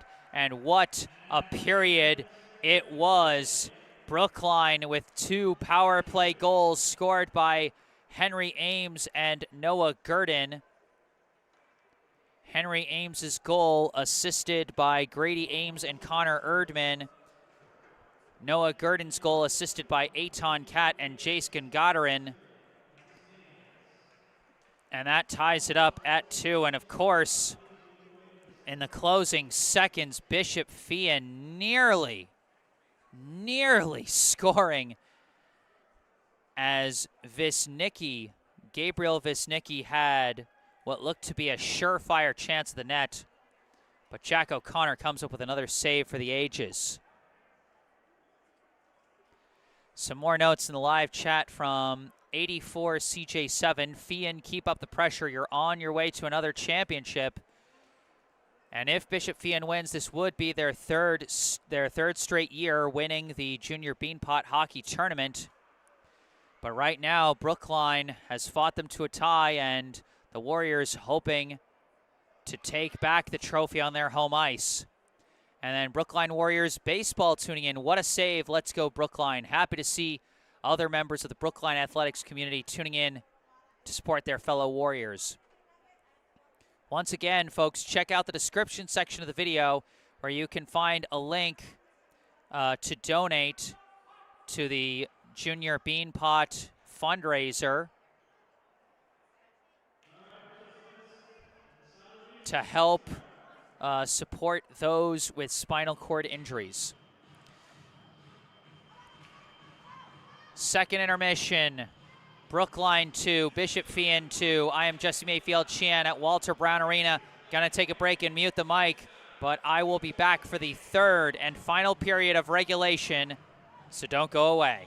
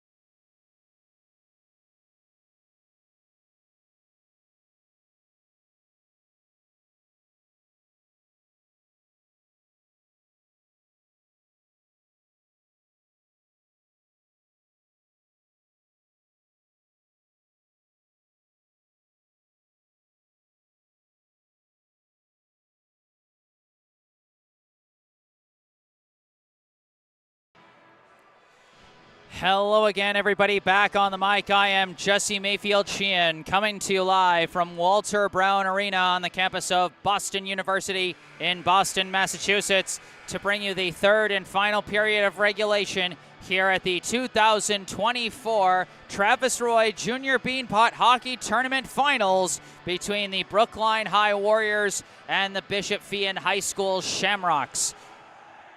And folks, the reason I specify regulation is because right now we are in a dead heat. The two teams tied at 2 goals apiece. Bishop Feehan scored twice in the first period. Brookline scored twice in the second period. There's 1 period left in a regulation hockey game. And let's see what this last one has in store. Folks, we got some more nice words in the live chat from Steve Sheridan. Shout out to the Ames brothers from Tampa. Brookline looking good, finish it off. And the Ames brothers have been strong this tournament. Both Henry and Grady Ames scored yesterday in the semifinal. Henry Ames scoring Brookline's first goal today. From Marlene Lyons, great defense. Brookline, keep it going. And from Jaguar Lem, 13. Jack O'Connor is so good, referring to the Brookline netminder. And actually, I got an in-person request for a shout-out from one of the fans here at Walter Brown today. Requested a shout-out to Jack O'Connor's 90-year-old grandmother tuning in from Cape Cod.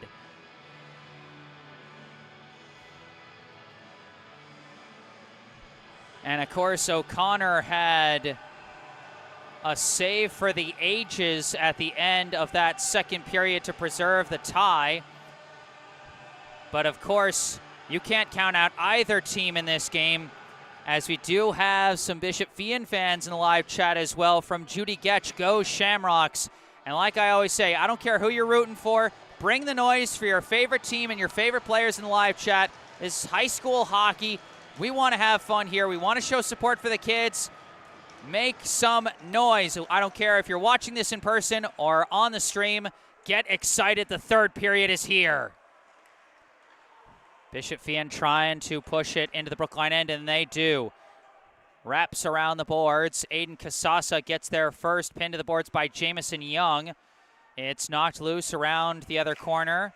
Connor Erdman gets there first, but gets caught up with Matt Cronin. The attempted clear is recovered and launched wide of the net by, I believe, Cam Sylvan.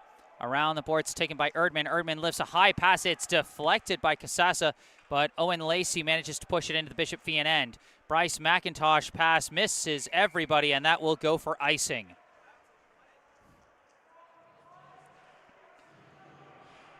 Folks, remember, go to the link in the description section of this video. Donate to the Junior Beanpot fundraiser to help benefit those suffering from spinal cord injuries in honor of the late, great Travis Roy. Off the faceoff, it's controlled by Luke Schell. Pass goes up to Gabriel Visnicki. Visnicki, long pass, misses his intended target, Thomas Morrison. Christopher Morrison, excuse me, got my first names wrong there. But either way, the pass was too far and goes for another icing.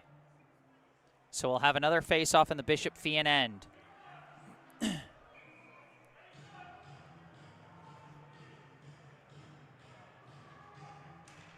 Off the face-off, it's controlled again by the Shamrocks. Couple passes, it goes up to Visnicki. Visnicki trying to pick up speed, but he gets cut off by Dylan Katz. Katz holding it in the corner. A few players in the scrum now. Visnicki comes out with it. Visnicki trying to weave through, lost control of the puck. It's recovered by Cameron Mora. Mora couldn't get a shot through. Too much traffic from the Brookline defense. It's sent back to the Brookline end where it's taken by Thomas O'Brien. O'Brien backhands it off the boards. Brookline tries to pass, deflects away from Max Guo, but recovered by Eitan Cat. Cat racing up with it, gains the blue line. Poke check and a hard check to the ground by number 20, Thomas Basarek. Pass over to Shell. Shell off the boards, misses. His target's going to slide down, but it's forced to be blocked by O'Connor, so no icing as O'Connor covers it up.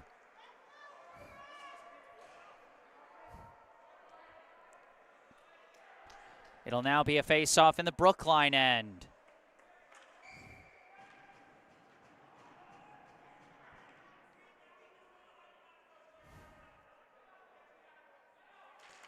Off the face-off. It's knocked up ice, but gets past Herman. Launched back into the Brookline end by Travis Smith. Noah Gurdon's pass gets tangled up in the boards, lifted out to the neutral zone. Gurdon pushes it down to the Bishop-Feehan end. Smith going to get there first, pursued by Greg Aptekman. A few players scrumming for it, coming out with it, I believe, was Charles Jones. Couple passes that deflects into open ice, and it's going to be covered up again by O'Connor. From Judy Getch, both goalies are great, and I couldn't agree more, Judy. We've seen some fantastic saves from both sides. Not a huge margin of difference in the shot count. Currently 21-16 in favor of Bishop-Feehan, according to the scoreboard, which you can see in the bottom left corner of your screen. And both goalies allowing just 2 goals so far. Thomas O'Brien wraps it around the boards. It's recovered, long shot deflected wide of the net.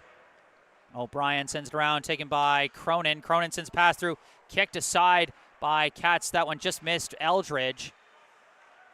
Now taken back by Kasasa. Kasasa rushing in, shot saved by O'Connor, and O'Connor dives on it as Cronin and Eldridge were trying to charge in for that.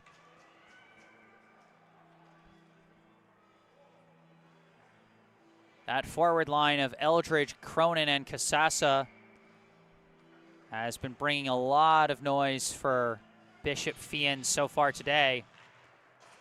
Eldridge, of course, scoring the game's first goal back in the first period. Eldridge pass broken up, intended for Cronin. Cronin recovers, brings it around the back, wraps it around the boards, taken by Kasasa, sends pass through to the slot. Cronin missed wide, tried to get the turnaround shot, but could not.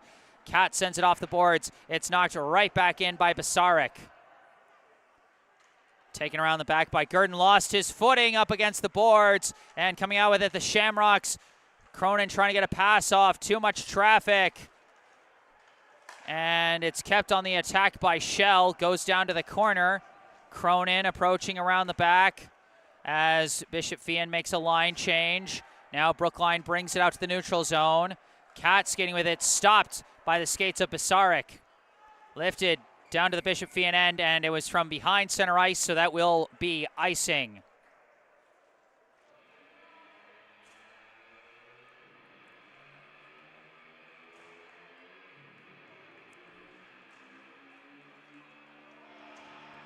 So it will be another Bishop-Feehan end face-off off another icing call.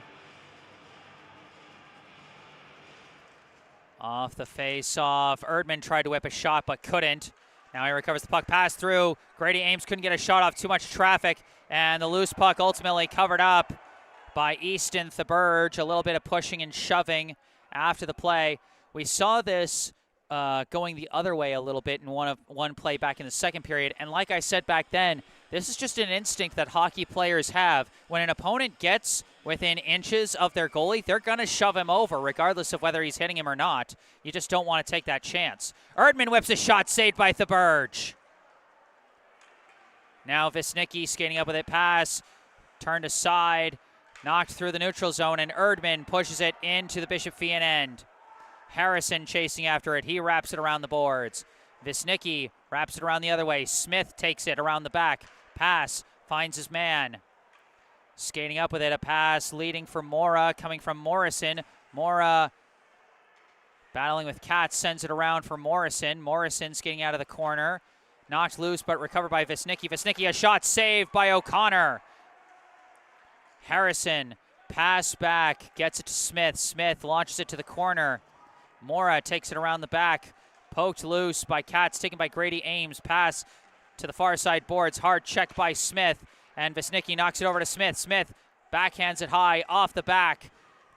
Taken by Morrison. Morrison pass misses Visnicki. Racing out to get it is Theberge. Theberge passes over to Harrison. Harrison pass deflected, taken by Gurdon. Noah Gurdon approaching. Noah Gurdon checked down to the ground by Harrison, and it's covered up by Theberge.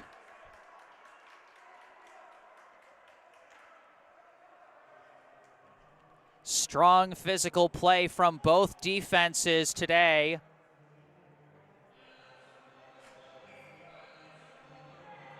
And it'll be another Bishop-Feehan end face-off. And a loose puck picked up by McIntosh.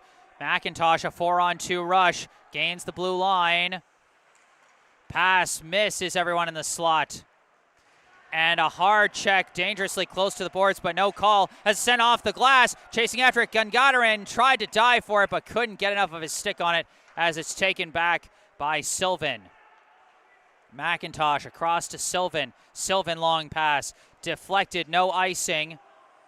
Goes to the back, sent around and tapped forward by Young. Gungadarin tries a pass, knocked down, stolen away, and another hard check after the push by number 18, Joseph Wright. Gurdon now coming around the back with it, turns around. Long pass finds Henry Ames, but he lost control of the puck.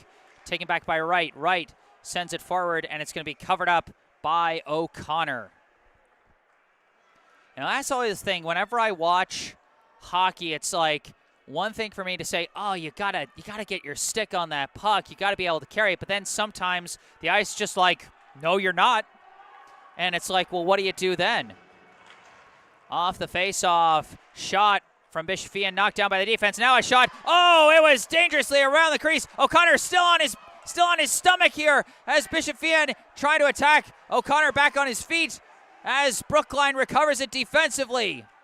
Henry Ames sends it off the boards. Eitan Cat streaks in to get it. Cat in the corner with it, lost it. Max Guo comes in to take it, but battling along the boards with Shell. Multiple players scrumming for the puck, and it's Kasasa coming out with it. His pass goes off the skate of Henry Ames. Besarek, long pass. Cronin backhands it forward, disrupted, but it's recovered by Cronin. Cronin's pass intercepted by Katz, sends it off the boards. Blocked by Shell, lifted high, and covered up by O'Connor. 8 minutes and 29 seconds left in regulation here at Walter Brown. We are still tied at 2 apiece.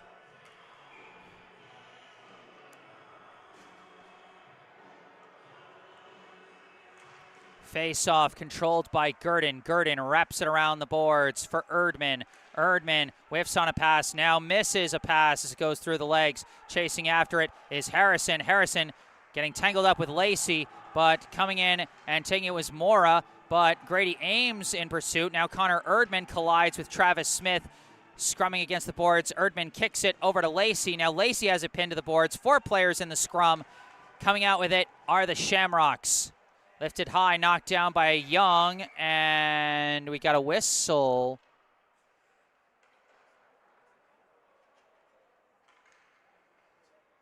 I'm not sure what the call is. Are they saying delay of game on Young maybe for having the puck in his hand too long or something?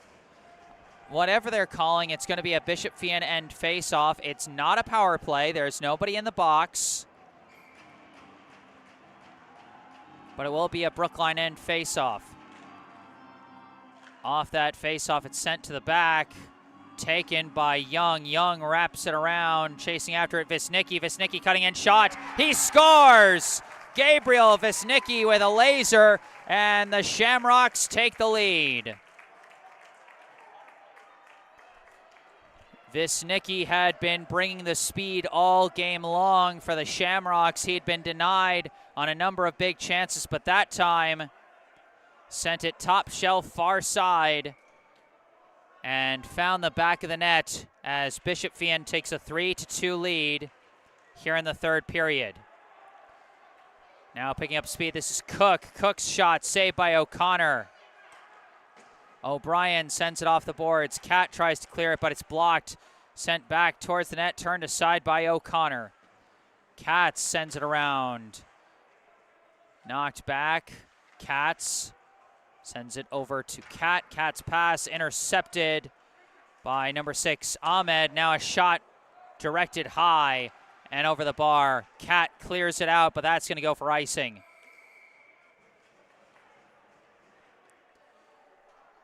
So Gabriel Visnicki breaks the tie.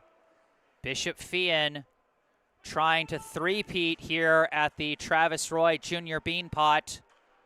And they now have a 1-goal lead with 7:11 left to play. Off the face-off, it's taken by Brookline. Skating up with it, this is Erdman. Pinned to the boards by Basaric. Shell chases down the puck. Spins off his man. Pass to Kasasa. Kasasa pass deflected. Chased down by Eldridge. Gives to Kasasa. Tries to send one through. It's blocked. Deflects all the way out to the neutral zone and down to the Bishop-Feehan end where it's taken by Basaric. Basaric's pass. A couple passes. Winds up with Kasasa. Kasasa gains the blue. Looking. Coming around the back. Still looking. Pass intercepted by Lacey.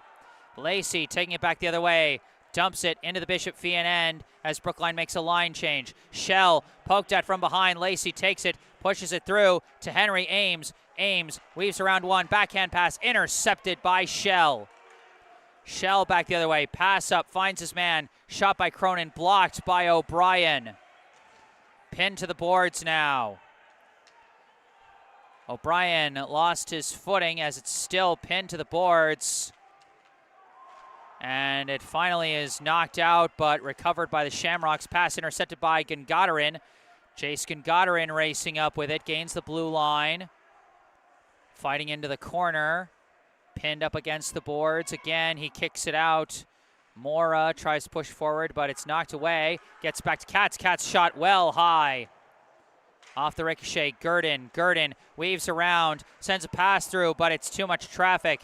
Henry Ames recovers, passes to the near side boards, nobody there. It's taken away by Visnicki. Visnicki gets it down to the corner, tries to approach, is met by Katz. Mora comes in to recover the puck. Pass to Visnicki, pass way back, intercepted. Off to the races, Gungadarin gives to Henry Ames, gains the blue. Ames by himself, shot directed high and into the netting.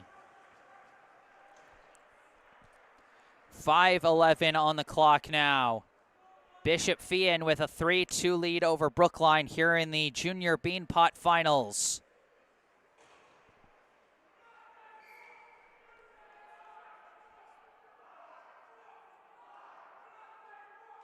Off the face-off, Erdman, pass, Ames whiffed on the shot. Out of the scrum, it's recovered by Erdman. Pass to Grady Ames again. Pass it back to Young. Young winds, fires, deflected, up in the air, knocked in! Connor Erdman ties it up! Connor Erdman with the equalizer. We're tied at 3 as we look at the replay. Good decision-making by Grady Ames, surrounded by defenders, sent it back to Jamison Young. He launched it into traffic, and Connor Erdman, knocking it out of the air off the high-bouncing rebound, makes it a 3-3 tie. Connor Erdman, assisted by Jamison Young and Grady Ames.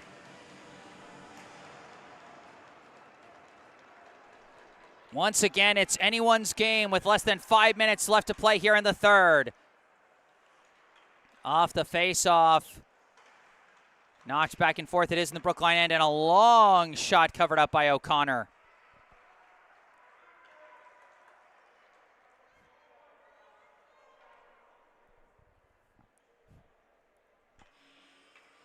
It all started with Erdman fighting in the corner, trying to get a pass to Grady Ames in the slot. And then Ames making the smart decision, surrounded by defenders on all sides, to get a pass out to Jamison Young so he could launch one in properly to create that rebound chance for Erdman to score. 3-3. And Jace Gungadarin skating across the blue line, gets pinned to the boards. And it's knocked back to the Brookline end. Katz lost his footing but managed to push the puck away. And after a couple deflections, taken by Guo. Guo sends it off the boards. Couldn't fight through the double team, and McIntosh recovers it. McIntosh manages to clear, but it's taken by Katz, dumped back into the Bishop-Feehan end as Brookline makes a forward line change. Shamrocks skating with it. Pass near side. That is going to slide. No icing. Taken by Katz. Katz pass over to Lacey. Lacey pushes it forward. They do get it out to the neutral zone. One-on-one rush. Erdman again, and the poke check puts an end to that rush. Pass now intercepted by Erdman. Erdman trying to work his way around. Gets around a couple. Shot saved, and it just deflects away from Lacey as he loses his footing. Now Cronin racing back the other way. Cronin's push turned aside by O'Brien, and then Grady Ames wraps it around, taken by Shell. Shell inserts it, deflects wide of the net. Now chased down by Erdman, 3-on-2 rush, pass over to Henry Ames. Ames dumps it into the Bishop Feehan end. And they're scrumming for it in the corner. Grady Ames tried to get it out but could not. Now it's sent around for Casassa. Casassa's pass gets to Shell. Shell lifts it near the blue line to Cronin. Cronin now to the neutral zone where it's taken back by Young. Young lifts it into the Bishop Feehan end where it's taken by Basaric.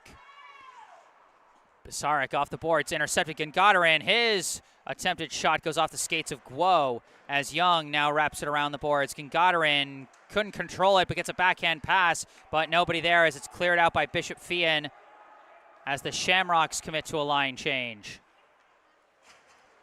Young's pass almost turns into an own goal as it was deflected,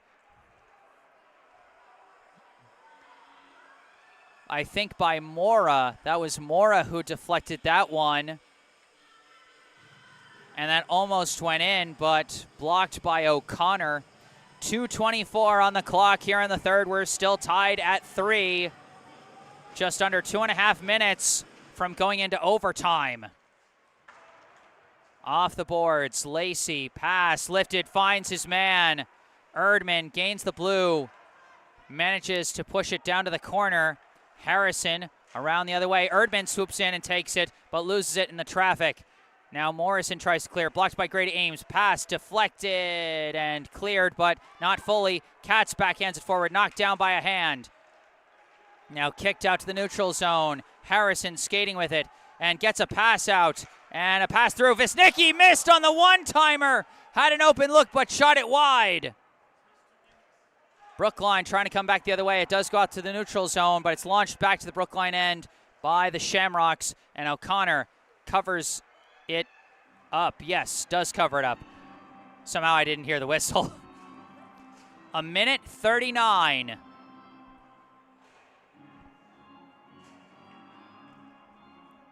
We got a couple more Go Brooklines in the live chat from the Tebow family and from Jillian Kelly. Off the face-off. Winds and fires, knocked down off a body. Now Cronin trying to get around. He gets checked into the boards. Now they're trying to skate out with it. It's knocked loose and cleared by Gurdon. Kept on the attack by Sylvan. Pass deflects off the skate of Cronin. Now recovered. Eldridge tries to send it to Casassa. And then Cronin tried to come in and hit it. Could not. Through the traffic. It's Eldridge. Save by O'Connor.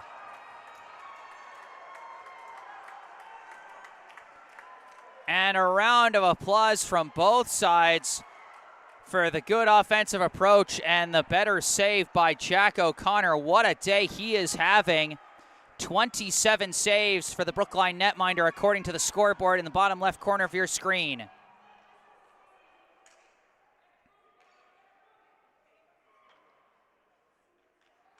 Face-off being fought for, and Erdman pushes it out to the neutral zone, gains the blue line, trying to get around the defense, cannot, stood up by Basaric.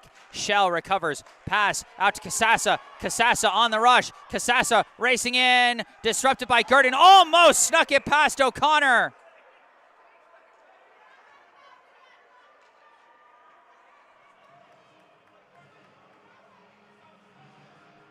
And O'Connor able to cover that one up. Impressive effort by Aiden Casassa.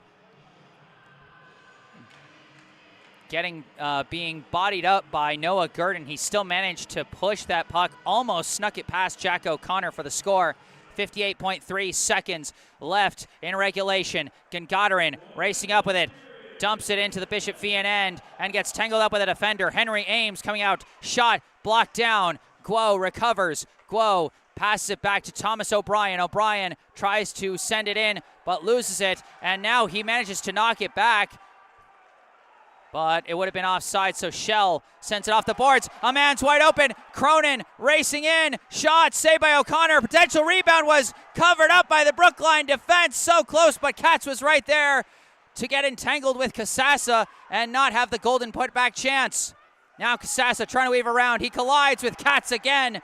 Katz lifts it high, blocked down by McIntosh. Pass gets through, and now taken away, gets to Ames. Henry Ames off to the races. Ames disrupted, turns around, sends a pass. Could not get through, too much traffic. Casassa takes it back, but Guo went down hard, and they're going to call a penalty.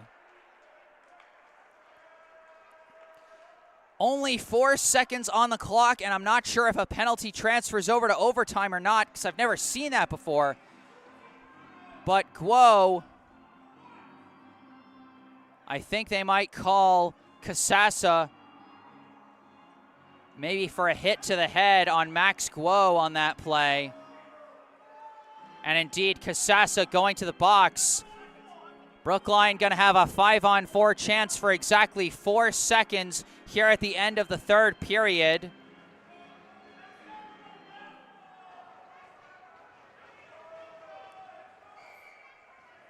And so a very, very big face-off coming up here at the end of regulation as Brookline calls timeout.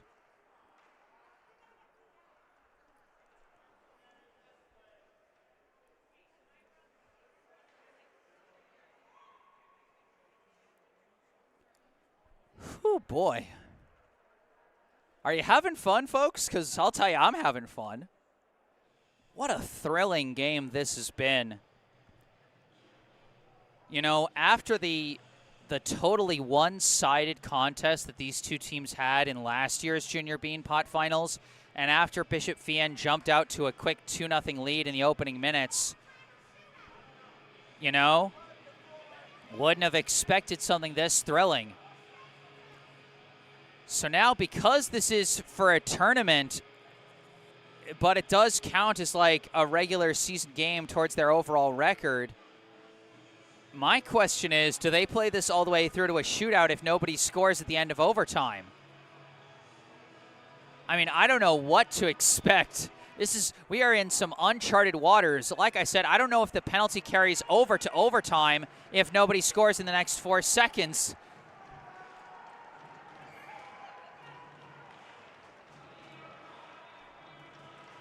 Really, really, really big face-off coming up here.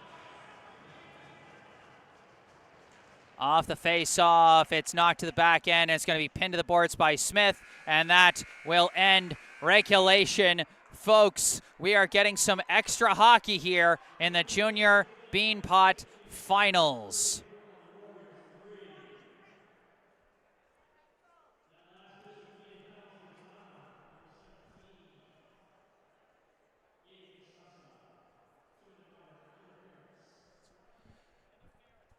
So Casassa's penalty was officially called interference.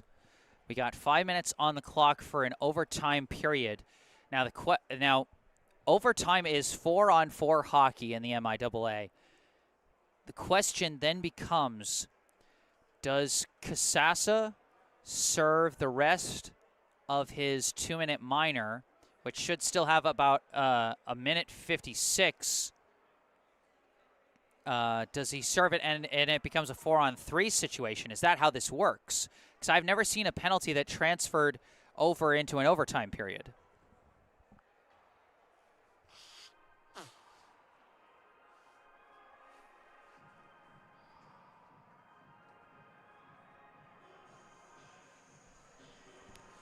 Boy, I asked at the beginning what was the third period going to be, what it was going to give us. We got 2 goals from Bishop Feehan in the first period, 2 from Brookline in the second period, and then 1 each in the third.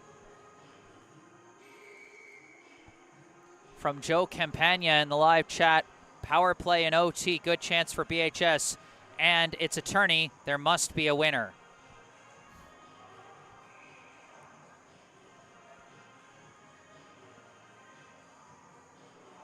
And Casassa will be going back to the box for the remainder of his penalty as Brookline, for a brief second I thought I saw the number 31 on the front of the jersey, and I was like, wait, did they sub in Craig Haas? Which doesn't even make sense because Haas is wearing a jersey with number 1. as an alternate jersey, but it is O'Connor back in the net. This will be 4-on-3 action, 5 minutes on the clock. Next goal wins. Here we go. Face-off goes all the way back to O'Connor, and it's taken by Noah Gurdon. Gurdon pass up to Grady Ames, and back to Gurdon. Gurdon through the neutral zone. Gains the blue line himself. Gurdon racing down to the corner with it, spins off his man. Gurdon looking, sends it back to Henry Ames at the point. Ames looking, pass down, knocked back out, and cleared out by the Shamrocks. They are on the penalty kill, so they can clear it all the way to the other end without an icing call. Gurdon skating up with it again. Gurdon gains the blue line again all by himself. Double teamed. It's knocked back, recovered by Ames. Ames, long shot, deflected. Might have been turned aside by Thaberge. Grady Ames recovers the rebound. Pass back to the point. Gets away from Henry Ames. Brookline has to reset the play. Henry Ames over to Grady Ames. Pass across the blue line to Max Guo. Knocked away, recovered by Noah Gurdon. Gurdon turns around, pass to Henry Ames. Shot saved by Thaberge. Grady Ames passes it back to Noah Gurdon. Gurdon pass over to Henry Ames. One-timer saved by Thaberge. 42 seconds left on the penalty on Kasasa. 3:45 on the clock here in the overtime period.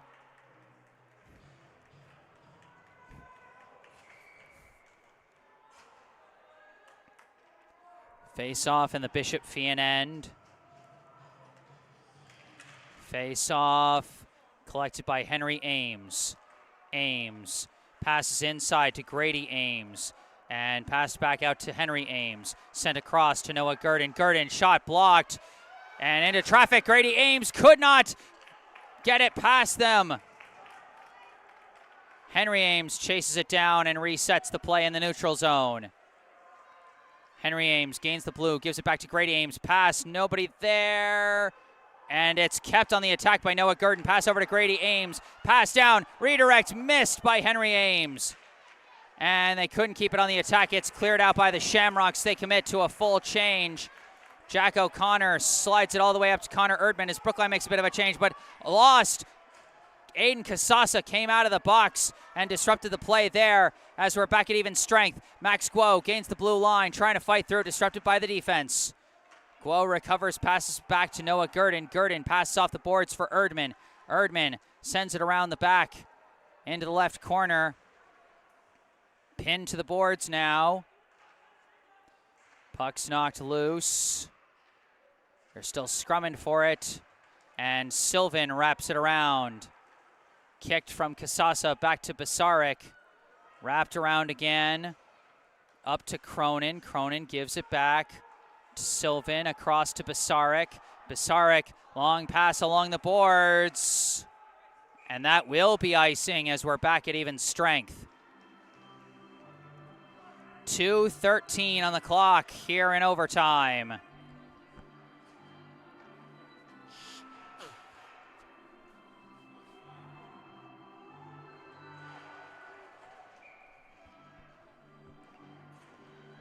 Back at even strength after Bishop Feehan killed the penalty. Off the face-off. It's taken by the Shamrocks, 2-on-2 rush. Visnicki launches it down, blocked by O'Connor and taken around the back. Skating with it now, Grady Ames. Ames picking up speed across the blue line, double teamed and it's knocked loose. Pass from Morrison, knocked away by Katz, recovered by McIntosh, gains the blue, pinned to the boards by Guo. It's recovered by Visnicki. Visnicki approaching pass, misses Morrison, recovered off the boards by Smith, down to the corner to Morrison. Morrison approaching pass, gets back to McIntosh, shot, knocked down, and Ames clears it out. McIntosh after it. Brookline making a change. They're caught in a change. McIntosh approaching, shot blocked by Guo. Chased down by Erdman, pass disrupted right around the blue line. Noah Gurdon recovers it. Skating around the back. Gurdon pass up to Erdman, across. Now skating with it, it was Lacey, disrupted, taken away. Eldridge with a 2-on-1 rush against Gurdon. Eldridge looking, shot is in. Ryan Eldridge wins the junior Beanpot tournament for the Bishop Feehan Shamrocks.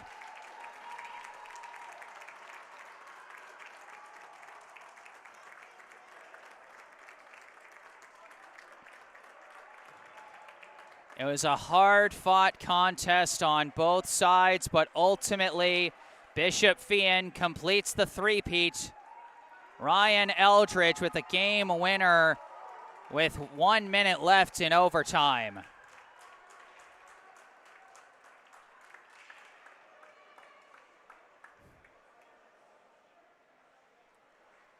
The final score here in the 2024 Junior Beanpot Finals, the Bishop Feehan Shamrocks 4, the Brookline Warriors 3.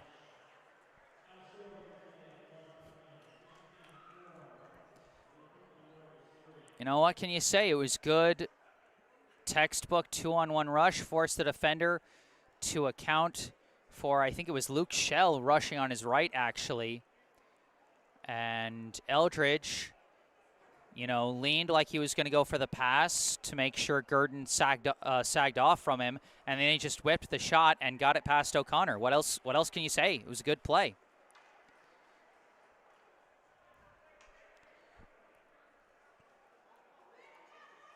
So that is going to do it here at the Junior Beanpot Finals. Hats off to both participating teams, Bishop Feehan and Brookline, for an excellent contest here at the Junior Beanpot Finals. Hats off to all four programs for coming together for this event to raise money for a good cause. Hats off to everyone who donated money in support of Journey Forward and the Travis Roy Legacy Quality of Life Grant Program. There is still time to donate. Just go to the link in the description section down below. Recapping the score. Well, we'll have the trophy presentation, and then I'll recap the action as the trophy for the 2024 Junior Beanpot Tournament Champions once again goes to the Shamrocks of Bishop Feehan High School. Their third straight Junior Beanpot Hockey Tournament victory.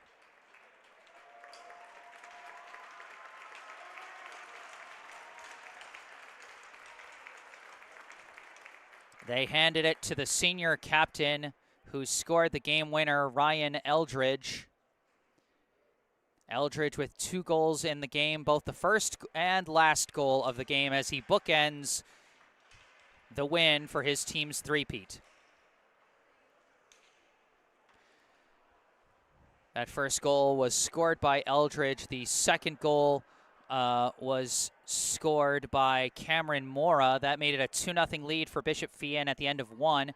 Brookline came back with a pair of power play goals in the second period, one by Henry Ames and one by Noah Gurdon, to tie things up at 2 apiece. Bishop Feehan took the lead again in the third period, 3-2, off a goal from Gabriel Visnicki. Brookline managed to tie things up again on a goal by Connor Erdman and send it into overtime, where Bishop Feehan opened the overtime period by successfully killing a penalty and then ultimately won on the game winner by Ryan Eldridge. As Bishop Feehan celebrates their third straight Junior Beanpot victory, they improve to 5-5 on the season. Brookline falls to 3-4-2.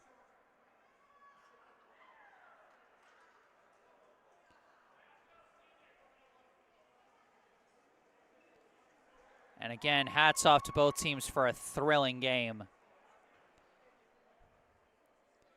Well, thank you all so much for tuning in today. I am Jesse Mayfield-Sheehan. Remember, as always, if you enjoyed this live stream, be sure to hit that like button and subscribe to the channel to stay up to date on all my upcoming live streams. I'll have all Brookline High hockey home games, both boys and girls. I'll be back at Walter Brown in 2 days on Monday, as the boys hockey team will be back here at Walter Brown to host Burlington. So be sure to stay tuned for that and plenty more. Subscribing to the channel can help. Thank you to all the fans from both Brookline and Bishop Feehan's fan base that brought the good vibes and the support in the live chat here today. If there's anything you'd like to say after the live stream has concluded, then you can say it in the comment section down below. And be sure to go down below to the description section where you can find the link where you can still donate to the Junior Beanpot fundraiser, raising money to help support those suffering from debilitating spinal cord injuries. Some people have been left paralyzed by those injuries. And organizations like Journey Forward and the Travis Roy Legacy Quality of Life Grant Program at SCI Boston, those programs help those people suffering from those kinds of horrible injuries to recover their physical abilities as much as they can, and to also improve their quality of life in spite of their physical limitations. Great cause. Be sure to donate. And then also, if you want to support the Brookline High hockey program, there's a link to the official Venmo account for the Friends of BHS Hockey Booster Club.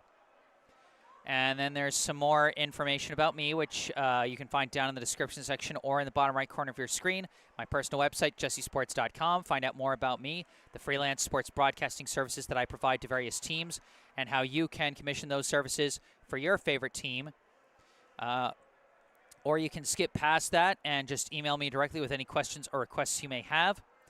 And then be sure to follow me on Instagram, where I post highlight videos from previous live streams. But for this live stream, that is going to do it. Final score in overtime, Bishop Feehan 4, Brookline 3. That's a wrap on the 2024 Travis Roy Junior Beanpot Hockey Tournament. From Walter Brown Arena, I am Jesse Mayfield-Sheehan. Thank you all for watching, and enjoy the rest of your weekend.